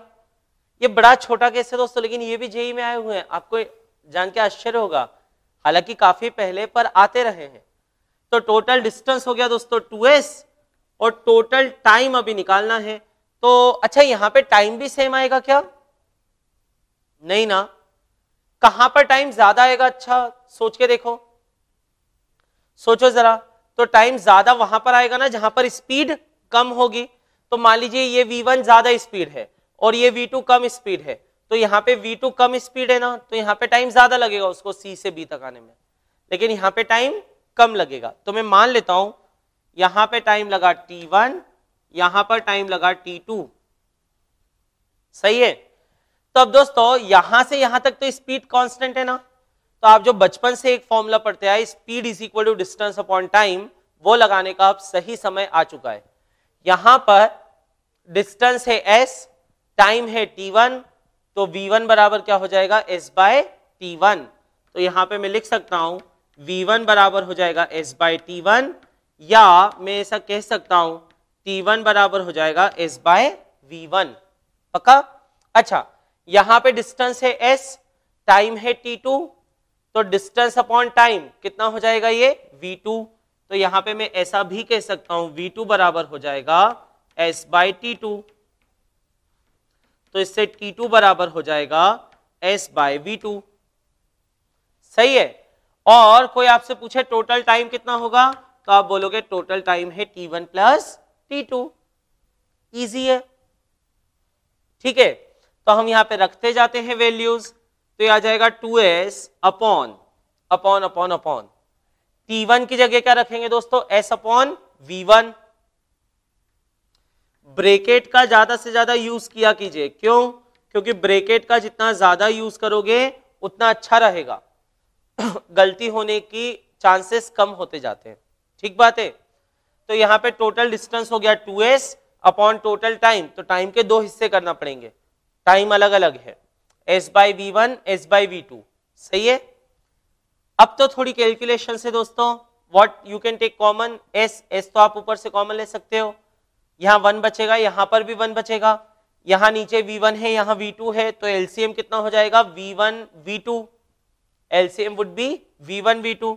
यहां V2 आ जाएगा और यहां पर V1 आ जाएगा, सही है। तो मैं लिख सकता हूं इसको 2s अपॉन s, यहां एलसीएम आएगा V1 V2, सही है। V1 V2 है, इसको डिवाइड किया V1 से, तो V1 V2 को डिवाइड करोगे V1 से, तो यहां क्या बचेगा V2, तो यहां V2 आ जाएगा। और V1 V2 है, इसको डिवाइड किया V2 से, तो यहां क्या बचेगा V1। तो हम लोग बोलेंगे ये हो जाएगा V2 प्लस V1, सही है। अब ये S से S कटा, S से S कटा, तो हम लोग यहां पर बोलेंगे एवरेज स्पीड हो जाएगी twice of V1 V2 upon V1 plus V2, twice of V1 V2 upon में V1 प्लस V2। ये क्या हो जाएगी दोस्तों, आपकी एवरेज स्पीड। एग्जाम्पल बड़े आसान आसान है।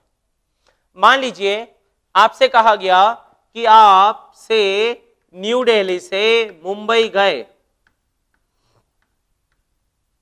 ठीक है। तो जाते समय आपकी स्पीड थी 60 किलोमीटर पर आवर, कांस्टेंट, एकदम कांस्टेंट स्पीड से गए, आपने स्पीड चेंज ही नहीं होने दी, एकदम कांस्टेंट स्पीड से 60 की स्पीड से पहुंचे, मुंबई पहुंचे, पलट के तुरंत आ गए, तुरंत न्यू दिल्ली आ गए। कितनी स्पीड से आ गए दोस्तों, 40, कांस्टेंट स्पीड से। आते समय थोड़े आराम से आए मुंबई से दिल्ली 40 की स्पीड से।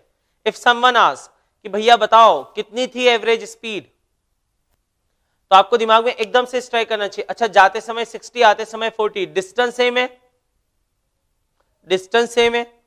डिस्टेंस कितना है इसकी भी जरूरत नहीं।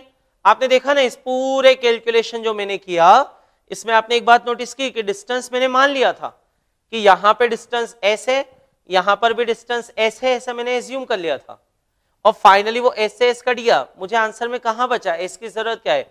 तो दिल्ली से मुंबई के बीच में कुछ भी डिस्टेंस मान लो तुम, मान लो कि दिल्ली से मुंबई के बीच में उतने डिस्टेंस है जितना मुंबई से न्यूयॉर्क में 10,000 किलोमीटर, कुछ भी मान लो, क्या फर्क पड़ना है, ये बात ठीक है इस पर्टिकुलर केस में, ठीक है।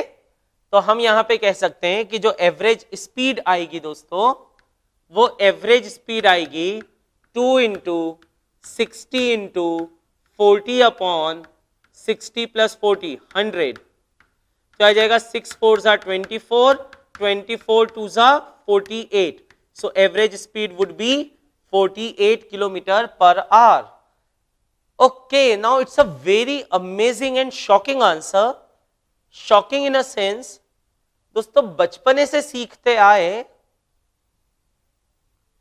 कि 60 और 40 का एवरेज लेना हो तो 50 आएगा। कई स्टूडेंट तो जब मैंने ये सवाल लिखा होगा तभी सोच रहे होंगे अरे सर क्यों इतना कर रहे हो, 60 और 40 का एवरेज तो कितना आएगा, 50 आएगा, 60 और 40 के बीच में। मजे की बात जब सॉल्व किया तो एवरेज 48 आया, यानी वो 60 से कम आया, 50 से कम आया, वो 40 के क्लोज आया। अब ऐसा क्यों? आप में से कई लोगों को तो यही समस्या लग रही होगी कि यार बचपन से गणित ने एक ही चीज सिखाई कि तेरे पास 60 रुपए मेरे पास रुपए, तो अपन मिल बांटी करके एवरेज कर लें तो दोनों के पास 50-50 रुपए हो जाएंगे, एक के पास 60 है, एक के पास 40 है। लेकिन यहां तो एक नया मैथमेटिक्स सीख रहे हैं कि 60 और 40 का एवरेज 50 आ गया। दोस्तों ऐसा नहीं होता, मैथ्स ने आपको कभी ये नहीं सिखाया था कि दो नंबर का एवरेज हमेशा सम करके डिवाइड बाय 2 कर दो। मैथ्स ने आपको एवरेज सिखाया कि जितने नंबर्स आपके पास है सबका सम करो और सबको टोटल से डिवाइड करो। तो दोस्तों उसमें हमेशा ऐसा होगा यहां पे कि एवरेज हमेशा जो ज्यादा है संख्या में, what which is greater in number, average हमेशा उसकी तरफ शिफ्टेड होगा।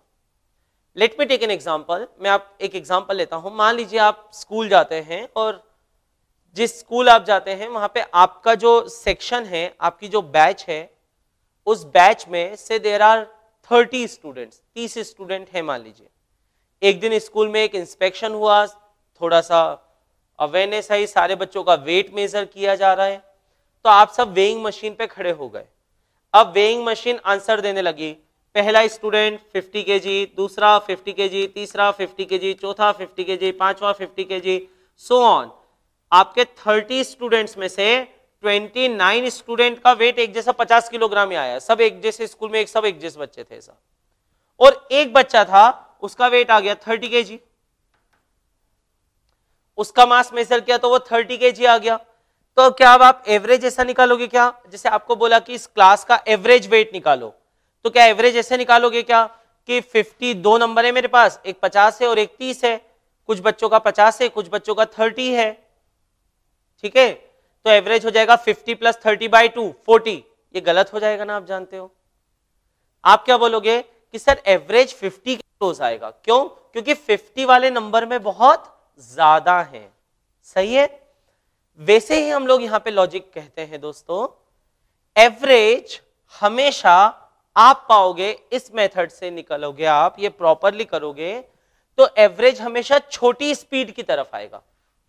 अब एवरेज छोटी स्पीड की तरफ क्यों आया, तो एवरेज छोटी स्पीड की तरफ इसलिए आया दोस्तों क्योंकि वो जो कम वाली स्पीड थी उससे वो ज्यादा टाइम तक चला। Particle has moved for a greater time with smaller speed. नहीं ये लगता बात समझ में, जैसे मान लीजिए दिल्ली से मुंबई के बीच का डिस्टेंस होता है से 1200 किलोमीटर, एक एग्जांपल लेता हूं, तो जाते समय स्पीड 60 थी, तो 1200 किलोमीटर 60 की स्पीड से चलना होता तो 20 घंटे लगते, लेकिन वही 40 की स्पीड से चलना होता तो 30 आवर्स लगते, 30 घंटे। तो जाते समय ट्रेन से 20 घंटे चली और आते समय ट्रेन 30 घंटे चली, तो ऑब्वियसली ज्यादा कौन सी स्पीड से चली है, वो ज्यादा चली है कम वाली स्पीड से, ज्यादा देर तक, सही है, इसलिए एवरेज कम की तरफ आ जाता है। So average is not 50, it is less than 50, it is nearer to 40। आ रही है बात समझ में। एक और एग्जांपल, अब इसी तरह का एक क्वेश्चन केवीपीवाई में बहुत जबरदस्त पूछा गया था दोस्तों, इस छोटे से कॉन्सेप्ट पे। केवीपीवाई के एक बार के एक पेपर में आया था क्वेश्चन, वो क्वेश्चन क्या था वो तो एग्जैक्टली आप पेपर देखेंगे ही, सब में प्लेटफॉर्म पे अपलोड करवाऊंगा आपको, पर वो क्वेश्चन कुछ इस तरह का था कि मान लीजिए आप यहां पे ये करते, आप कोई कार होती, वो कार न्यू दिल्ली से मुंबई जाती 60 की स्पीड से और मुंबई से न्यू दिल्ली आती 40 की स्पीड से। आप उस कार के अंदर एक फोटोग्राफर को बिठा देते और उस फोटोग्राफर को बोलते कि तेरे को तो एक ही काम करना है भाई, तेरे को क्या करना है कि जो कार का डैशबोर्ड है ना उसमें जो स्पीड बताने वाला पॉइंटर है, तू तो एक काम करना, बस हर एक सेकंड में एक फोटोग्राफ लेते रहना। आप बोलोगे सर फोटोग्राफ पागल हो जाएगा, दिल्ली से मुंबई तक जाना है 20 घंटे और हर एक सेकंड में एक एक फोटोग्राफ ले रहा है। मान लो फोटोग्राफर के पास भी कोई ऑटोमेटेड कैमरा इस तरह का कि जो हर एक सेकंड में एक स्नैपशॉट ले लेता है, तो क्या करेगा, वो स्नैपशॉट लेते जाएगा खट खट खट खट खट खट खट, हर एक सेकंड में एक, हर एक सेकंड में एक। तो नई दिल्ली से मुंबई तक की जर्नी के हजारों फोटोग्राफ्स होंगे, हजारों लाखों, शायद लाख में चले जाएंगे, पर चलिए हजार तो होंगे, हजार से ऊपर, तो 1000 फोटोग्राफ्स होंगे। फिर मुंबई से जब दिल्ली वापस से कार आएगी, उसको बोला आप वापस से फोटोग्राफ लेना, फिर से उसने खट खट खट खट खट खट ऐसे फोटोग्राफ लेना शुरू कर दिए। अब वापस आते समय उसके पास और ज्यादा फोटोग्राफ होंगे 40 वाले के। अगर मैं आपसे पूछूं ज्यादा फोटोग्राफ कौन सी स्पीड के होंगे, 60 वाले के या 40 वाले के, 40 वाले के, तो आप बोलोगे ये 40 40 40 40 40 60 60 60 40 60 40 60, ज्यादा किसके आए 40 के, तो एवरेज भी किसकी तरफ जाएगा 40 की तरफ। आई बात समझ में, पक्का। अब अगला कॉन्सेप्ट आप मेरा वैसे ही सीख जाओगे, बहुत आसानी से सीख जाओगे दोस्तों। अगर मान लो मैं ऐसा एंश्योर करता कि आधे टाइम तक चलूंगा मैं V1 से और आधे टाइम तक मैं चलूंगा V2 से, तो एवरेज कितना आता। अब मैं डिस्टेंस को बराबर नहीं बांटता, अब मैं टाइम को बराबर बांटता, तो आंसर क्या आता। अब आप आसानी से कह सकते हो सर अगर दोनों टाइम सेम है तो जितने फोटोग्राफ इस स्पीड के होंगे उतने ही फोटोग्राफ इस स्पीड के भी होंगे, और जब दोनों के बराबर होंगे, मान लो क्लास में आधे बच्चे 50 के होते, आधे बच्चे 30 के होते, तो एवरेज 40 ही आता। तो तब आंसर V1 प्लस V2/2 ही होगा। So which thing is the key, time is the key. ये बात ठीक है, इस पर्टिकुलर प्रॉब्लम में time is the key. Time जिस स्पीड के लिए ज्यादा मिल गया, टाइम ज्यादा है, एवरेज उसकी तरफ, टाइम बराबर है तो एवरेज बीच में। आ रही है बात समझ में। अब इसी में अगर मान लो आप डिस्टेंस को 3 बराबर हिस्से कर देते, तो अगर डिस्टेंस के 3 बराबर हिस्से करते तो आंसर क्या होता? आपके दिमाग में ये प्रश्न आ ही रहा होगा कि सर 2 वाला तो आपने करवा दिया, व्हाट अबाउट 3? 3 होता तो क्या होता? तो दोस्तों मैं ये 2 वाले को ही फॉर्मूले को थोड़ा सा चेंज कर देता हूं और इसको आप फिर जनरलाइज भी कर सकोगे। देखो जब 2 थे तो एवरेज स्पीड कितनी आई? 2v1 v2 upon v1 plus v2। Do one thing,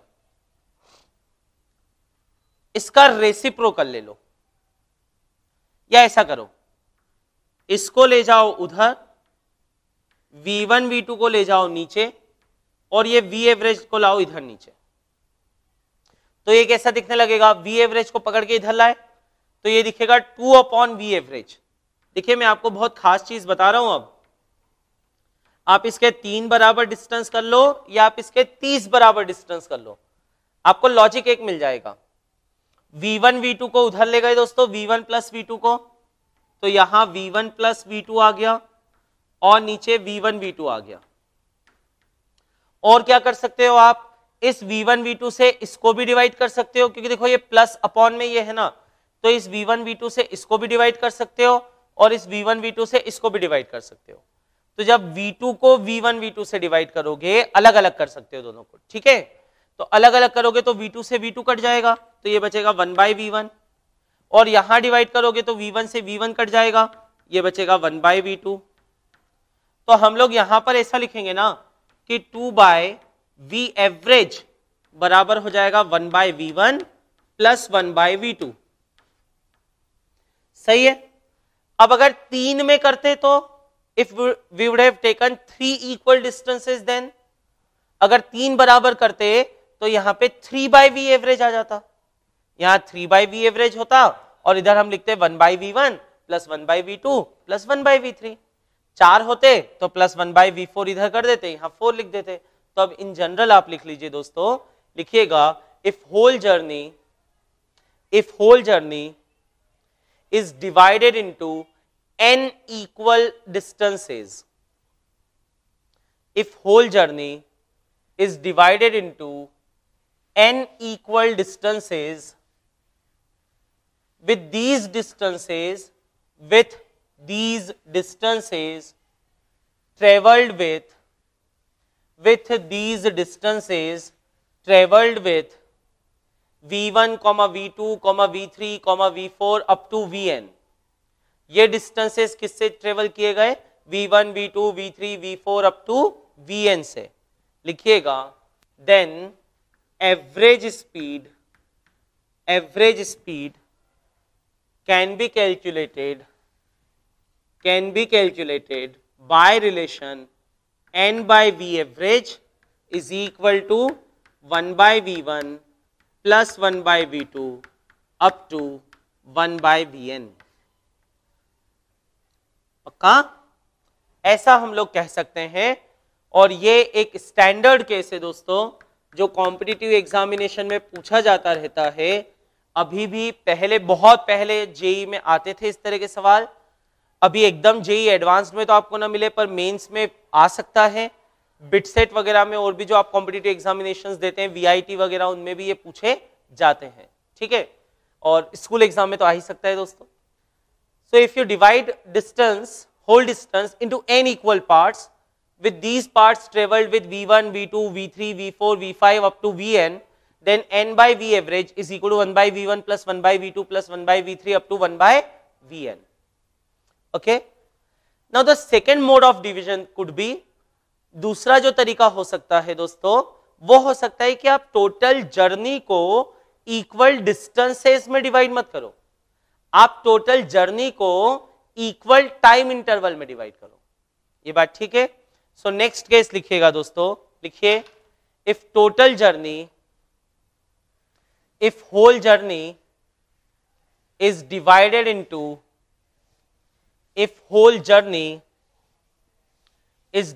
into equal time intervals, if whole journey is divided into equal time intervals। ये बात ठीक है?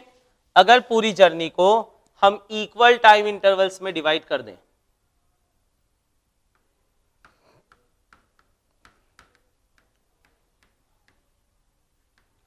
ठीक है, इनटू इक्वल टाइम इंटरवल्स।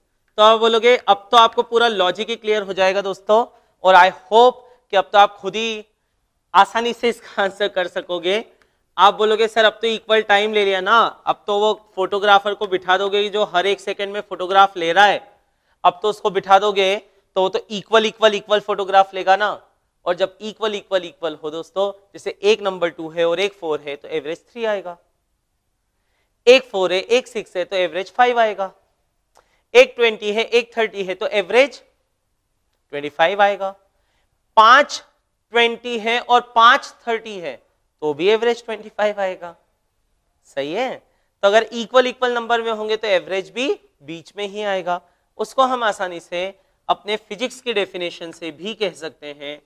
मान लीजिए ए से बी तक जाना था आपको, आपने सोच लिया, जैसे मान लीजिए आपने सोच लिया कि इंदौर से भोपाल में 4 आवर्स में जाऊंगा, 4 घंटे में। अब पहले 2 घंटे तो मैं बिल्कुल कांस्टेंट स्पीड से चलूंगा, से 60 किलोमीटर पर आवर की, और अगले 2 घंटे में चलूंगा 40 किलोमीटर पर आवर से। अब 2 घंटे में 60 से चलूंगा, अब मुझे कोई बीच में नहीं रुकना डोडी वगैरह में, और मुझे कोई रिफ्रेशमेंट के लिए नहीं रुकना, लेकिन मैं 2 घंटे तक बिल्कुल एक ही स्पीड से चलूंगा, और फिर अगले 2 घंटे एक ही स्पीड से चलूंगा, और 4 घंटे में पहुंचूंगा। तो व्हाट यू हैव डन, आपने क्या किया, आपने टोटल जो जर्नी थी ना उसको इक्वल टाइम में डिवाइड किया है। ठीक बात है, तो मान लेते हैं हम लोग, तो अब कोई जरूरी नहीं है ना कि बराबर बराबर आप चलें। अब मान लीजिए यहां स्पीड ज्यादा होगी, टाइम तो यहां पर भी टी लगा, यहां स्पीड कम होगी, टाइम तो यहां पर भी टी लगा। सही है, तो अब डिस्टेंस अलग अलग हो सकते हैं ना, लेकिन टाइम दोनों में क्या है अब सेम। तो आप कहोगे एवरेज स्पीड अब कितनी हो जाएगी दोस्तों। हमारा फिजिक्स का कॉन्सेप्ट नहीं बदलता दोस्तों। आप इस चैप्टर में आज अपने पहले कॉन्सेप्ट लेक्चर में एवरेज स्पीड निकाल रहे हो, या आप फिजिक्स के आखिरी कॉन्सेप्ट लेक्चर में एवरेज स्पीड निकालो जेई के, average speed would be same, total distance travelled upon total time taken. इसी को हम कॉन्सेप्ट कहते हैं, और ये कॉन्सेप्ट इसी चिड़िया का नाम है कि बस अपने को फटाक से ये ध्यान आ जाना कि जैसे ही अपने को बोला एवरेज स्पीड, तुरंत अपना दिमाग दौड़ना चाहिए कि एवरेज स्पीड यानी total distance upon total time. तो यहां पर हो जाएगा टोटल डिस्टेंस अपॉन में टोटल टाइम। अच्छा, तो देखो यहां पे टाइम कितना लगा t, यहां टाइम कितना लगा t, तो टोटल टाइम कितना हो गया 2t। पक्का। अच्छा, यहां पे डिस्टेंस कितना चला, अब बताओ तुम t समय तक किस स्पीड से चलते रहे v1, तो पूरा t समय तक एक ही स्पीड से चलते रहे v1, तो डिस्टेंस कितना चले होगे। तो दोस्तों फिर से वही, speed equal to distance upon time, तो distance equal to speed into time. तो यहां पे स्पीड इनटू टाइम आ जाएगा ये, तो ये हो जाएगा v1t प्लस यहां पे आ जाएगा v2t। ठीक है, और t हम लोगों ने कॉमन लेकर काट दिया, तो यहां पर हो जाएगा v1 प्लस v2 बाय 2।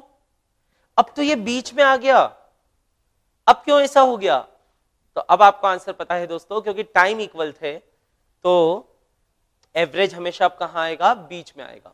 तो अब आप इसी में एक केस ऐसा लिख सकते हो, लिखिएगा if whole journey is divided into n equal time intervals, if the total journey is divided into n equal time intervals, अगर उसे n equal time intervals में डिवाइड किया, we could write, हम लोग लिख सकते हैं एवरेज स्पीड हो जाएगी v1 plus v2 plus v3 plus v4 up to vn, v1 plus v2 plus v3 plus v4 up to vn whole divided by n, easy। ठीक है, तो जो इक्वल डिस्टेंस में ऐसा फॉर्मूला आया था दोस्तों, वो इक्वल टाइम में ऐसा फॉर्मूला आ जाएगा। दोनों फॉर्मूले अभी आपके पास बोर्ड पे लिखे हुए हैं, आप इसमें कुछ भी कंफ्यूज ना हो, ये दोनों फॉर्मूले अपने लिए बड़े काम के हैं। ठीक है, इनके ये जो छोटे दो वाले ये भी बड़े काम के। सही है, पक्का। जैसे आप देखेंगे दोस्तों, जैसे मान लीजिए एक सवाल लिखिएगा, अ बॉडी ये आईआईटी में आया हुआ सवाल है दोस्तों। A body moves such that, a body moves such that in the first half of its journey, in the first half of its journey, it moves with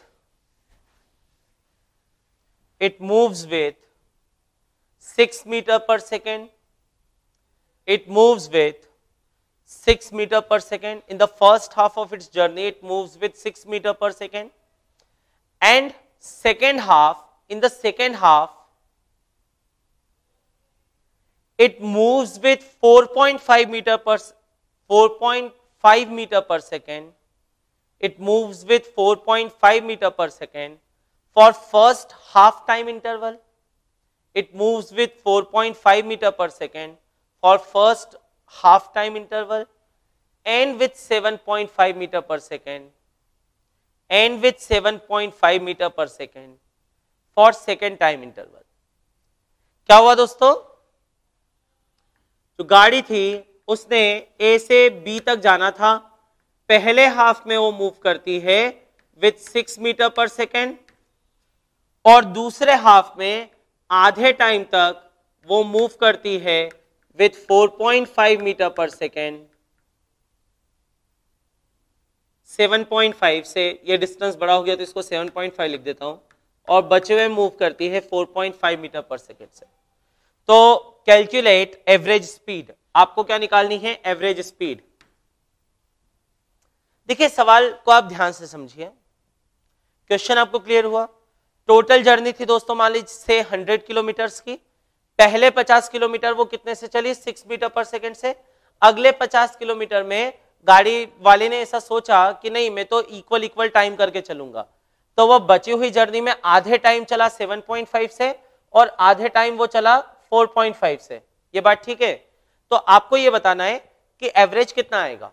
तो दोस्तों अपन क्या कर सकते हैं, व्हाट वी कैन डू, हम इधर का average अलग निकाल लें, इधर का एवरेज अलग निकाल लो। यहां पे आधे टाइम 7.5 है और आधा टाइम 4.5 है ना, तो 7.5 और 4.5 का एवरेज कितना होता है? 6। नहीं समझे?